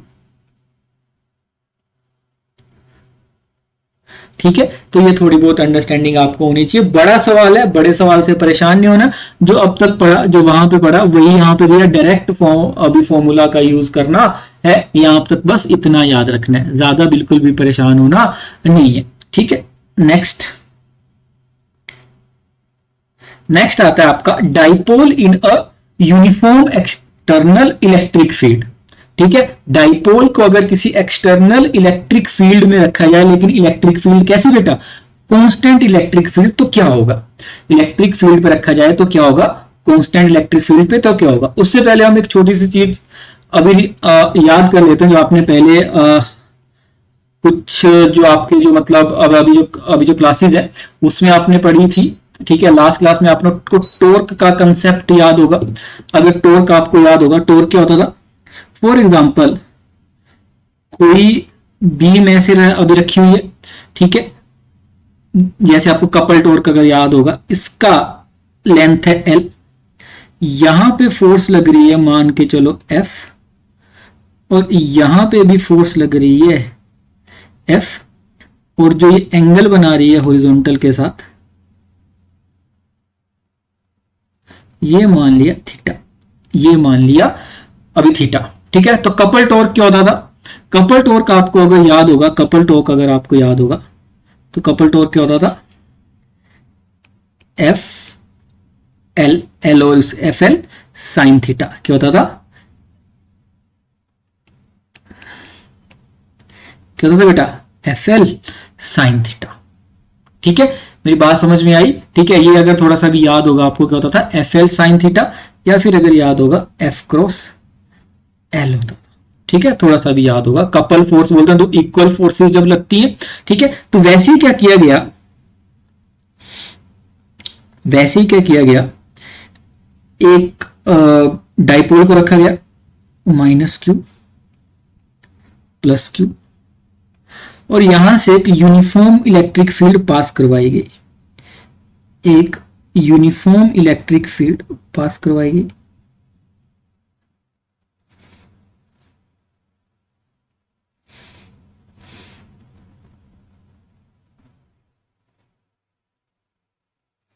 माना इस इलेक्ट्रिक फील्ड की वैल्यू है E, E मैग्नीट्यूड की एक कांस्टेंट इलेक्ट्रिक फील्ड पास करवाई गई। तो पहले तो ये बताओ कितना कितना फोर्स इस पे लगेगा, और माना ये एंगल बना रही है थीटा, कितना फोर्स अभी लगेगा। ठीक है, माइनस क्यू पे फोर्स कहां पे लगेगा, ठीक है, ऑब्वियस सी बात है, जिस डायरेक्शन में इलेक्ट्रिक फील्ड जा रही है उसके अपोजिट, तो क्या यहां को लगेगा। ठीक है, और दूसरे वाले पे कहां को लगेगा, इस डायरेक्शन में। इस वाले फोर्स की वैल्यू कितनी होगी, इस वाले की ऑब्वियस सी बात है QE, और इस वाले फोर्स की वैल्यू भी क्या होगी, QE। तो ये QE क्या करना चाहेगा, इसको अभी मतलब घुमाना चाहेगा। कब तक घुमाएगा, जब तक क्या ना हो जाए, जब तक क्या ना हो जाए, जब तक ये सीधा ना हो जाए। ये दो फोर्स लगेंगे, क्योंकि हमने पढ़ा था, अगर थोड़ा सा भी याद होगा, यहां पे मैं लिख देता हूं F by Q is equal to E। ठीक है, तो फोर्स क्या होगा आपका Q इंटू E, फोर्स क्या होगा आपका Q इंटू E। क्या मेरी बात समझ में आई, पॉजिटिव चार्ज पे लगेगा नीचे को, तो ये क्या चाहेगा, घूमना चाहेगा। जैसे आप किसी भी अभी डिब्बे का ढक्कन खोलते हो, तो वैसे का वैसा क्या करना चाहे, इट ट्राई टू रोटेट। क्या करना चाहेगा बेटा, रोटेट करना चाहेगा। तो क्या आएगा यहाँ पे, कपल टॉर्क, जो वहां पे लिखा क्या वैल्यू आएगी, F क्रॉस L। F कितना है, F क्रॉस एल, या मान के चलो इसका जो भी है बीच में इसका गैप है इसकी लेंथ मान लेते हैं हम एल मान लेते हैं, एफ क्रॉस एल, ठीक है, एफ क्रॉस एल, ठीक है। जब एफ क्रॉस एल आया या एफ एल साइन थीटा जो भी है, ठीक है, तो एफ की वैल्यू क्या है क्यू ई और एल, ठीक है। Q इंटू एल, अगर P को मैं लिखूंगा तो क्या लिखूंगा, P क्रॉस एल या PL, सॉरी एल नहीं E PE sine theta, PE sine theta, because Q into L क्या हो जाएगा, इलेक्ट्रिक डाइपोल मोमेंट, ठीक है जी। ये याद रखना है यहां पे, ये टी क्या है, टी क्या है बेसिकली आपका कपल टॉर्क, टी क्या है कपल टॉर्क। आपको याद होगा अगर आपको लास्ट क्लास में, अभी 11th क्लास में मैंने बता दिया, ये होता है आपका कपल टॉर्क। टॉर्क क्या करता है, किसी चीज को, फोर्स को, it is the turning effect of the force. तो सिंपल आ गया आपका पीई साइन थीटा या फिर पी क्रॉस, सिंपल सी बात है, ठीक है, ये होता है। अब क्या होता है, और क्या हो सकता है, और अगर यहां पे कोई पूछ ले इस पूरे सिस्टम में नेट फोर्स कितना होगा, net force is equal to 0, क्योंकि QE और माइनस QE की डायरेक्शन कहां पे, ऊपर को, एक QE ऊपर को और एक QE नीचे को, तो दोनों की अपोजिट डायरेक्शन और फोर्स वेक्टर है, अपोजिट डायरेक्शन, तो नेट फोर्स कितना हो गया 0। लेकिन अगर टॉर्क नेट पूछ ले तो टॉर्क नेट कितना होगा बेटा, P क्रॉस E। भी आपको ये वाली बात पता होनी चाहिए, ठीक है। तो अगर यूनिफॉर्म एक्सटर्नल फील्ड पे रखा जाता है, ठीक है, तो क्या होगा आपका, है ना। अब एक सिंपल सा क्वेश्चन अगर मैं यहां पे पूछ लूं, अगर आपको थोड़ा सा भी ये हो, अगर माना ये कोई डाइपोल है, सिंपल, इसमें माइनस क्यू प्लस क्यू, और इस पे क्या हो रही है, इलेक्ट्रिक फील्ड, इसी डायरेक्शन में इलेक्ट्रिक फील्ड लग रही है, ये इलेक्ट्रिक फील्ड, ठीक है, E, ठीक है। और मान लिया L इसका डिस्टेंस है, डाइपोल के बीच का जो डिस्टेंस है, चार्जेस के बीच का डिस्टेंस है L। बताओ कितना टॉर्क होगा, यहां पे टॉर्क कितना होगा, 0 होगा टॉर्क, 0 क्यों होगा, क्योंकि यहां पे क्या लिखोगे आप, Q है ना, Q L, ठीक है, ये फोर्स लगेगा sine QL sine theta into E, है ना। लेकिन थीटा क्या होगा बेटा यहाँ पे 0, तो साइन 0 क्या होता है 0, क्योंकि इलेक्ट्रिक फील्ड और डाइपोल मोमेंट के बीच में कोई भी फोर्स नहीं है, दैट्स वाई 0। थोड़ी सी अंडरस्टैंडिंग होनी चाहिए, आई होप थोड़ी सी अंडरस्टैंडिंग बड़ी होगी, ठीक है जी। तो किसी भी डाइपोल क्या करता है, टॉर्क एक्सपीरियंस करता है जब उसको, पर वो हाँ इलेक्ट्रिक फील्ड और डाइपोल मूवमेंट के बीच में कुछ एंगल होना चाहिए, लेकिन कुछ एंगल नहीं होगा तो कोई भी फोर्स एक्सपीरियंस नहीं करेगी, ठीक है। अगर कोई भी नहीं होगा एंगल तो फोर्स और टॉर्क 0 होगा, अगर एंगल 0 होगा, कुछ एंगल होगा तो जो फोर्स लगेगी वो उसको इलेक्ट्रिक फील्ड के अलोंग अलाइन करना चाहेगी, इलेक्ट्रिक फील्ड के अलोंग अलाइन करना चाहेगी। नेक्स्ट आता है डाइपोल इन non uniform external field. Non uniform external field का मतलब है कि वहां पे जो फील्ड है वो आपकी या तो इंक्रीज हो रही है या तो डिक्रीज हो रही है। बात करते हैं, फॉर एग्जांपल सिंपल ये डाइपोल पड़ा हुआ है आपका, और जो इलेक्ट्रिक फील्ड है वो इस डायरेक्शन में, ठीक है, और इसी डायरेक्शन में इसकी वैल्यू इंक्रीज भी हो रही है। इसका बोलने का मतलब है कि electric field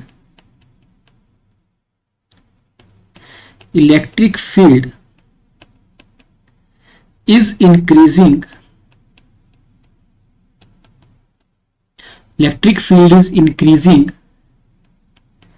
in plus Q2 minus Q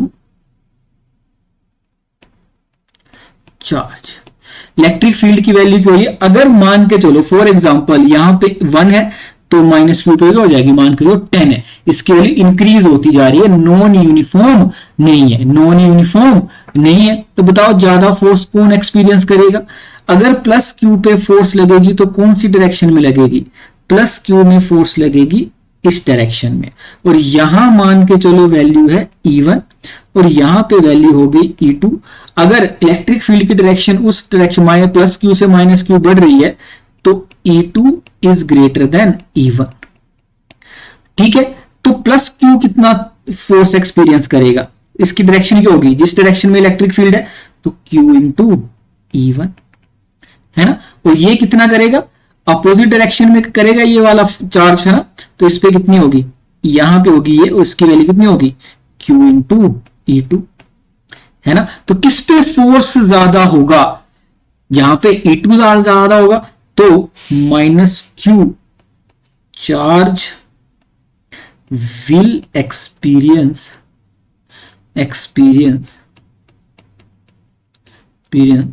more force.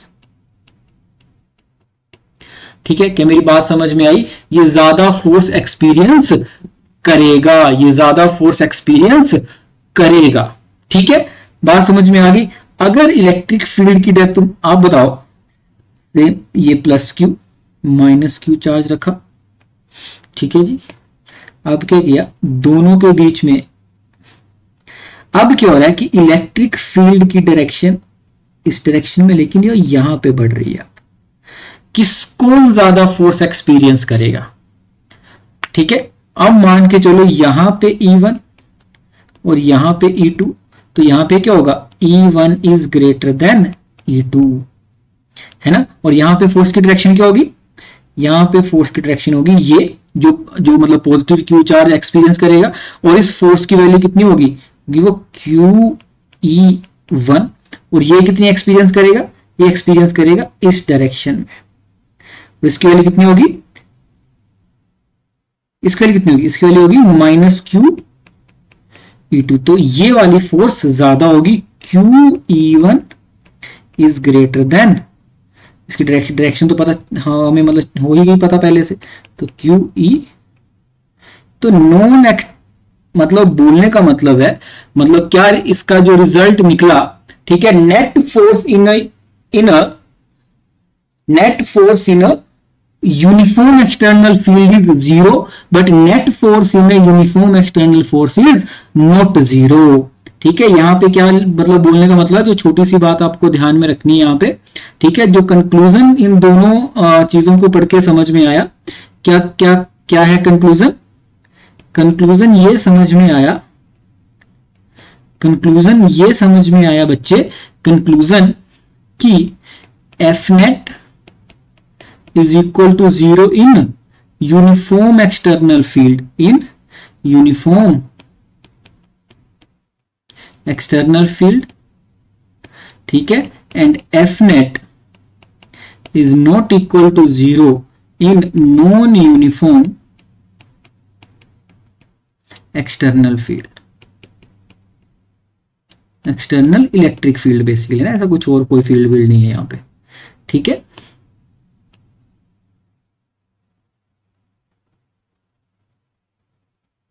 ये छोटी सी बात जो यहां पे आपको समझाना चाह रहे थे।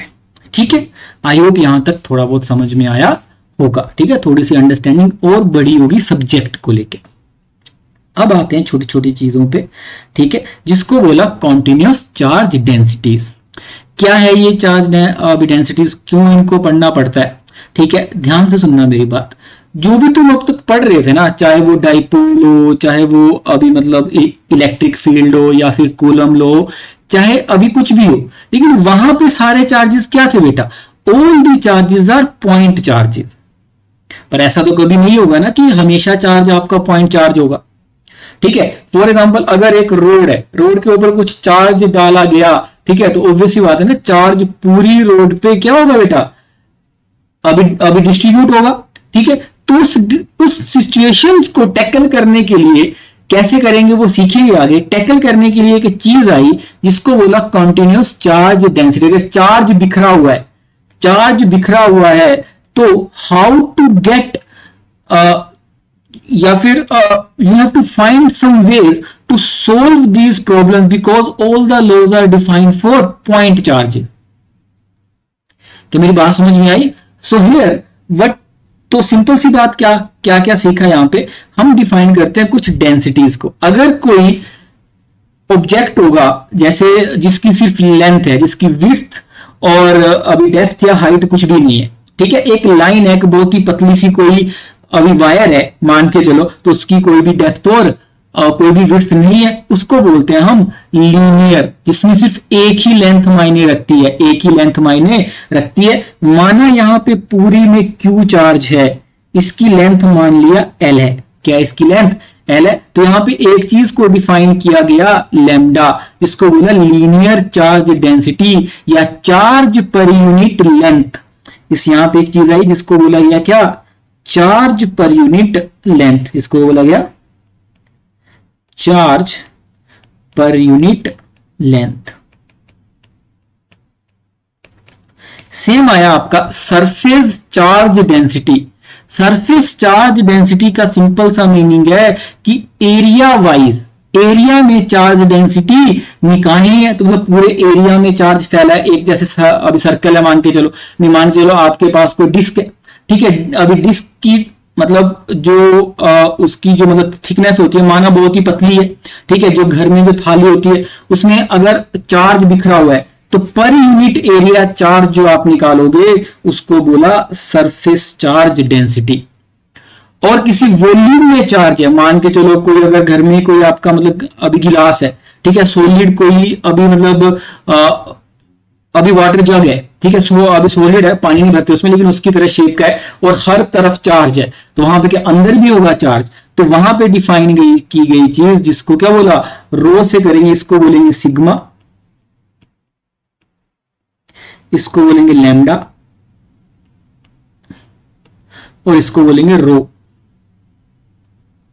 इसको क्या नाम दिया, रो, और रो होता है आपका चार्ज पर यूनिट वॉल्यूम, ठीक है, वॉल्यूम पर यूनिट वॉल्यूम में कितना चार्ज है, पर यूनिट एरिया में कितना चार्ज है और पर यूनिट लेंथ में कितना चार्ज है, ये होती है आपका जब कंटिन्यूअस चार्ज अगर हर तरफ दिख रहा तो उसको कैसे सोल्व करना है, वहां पे आता है आपका कंटिन्यूअस चार्ज डेंसिटीज। ठीक है, आई होप यहां तक आपको समझ में आया होगा। आगे बस इसी का एक्सटेंशन है, फिजिक्स का यही तो मजे की बात है कि एक्सटेंशन आता रहता है। ठीक है, आई होप आपको समझ आया होगा यहां तक।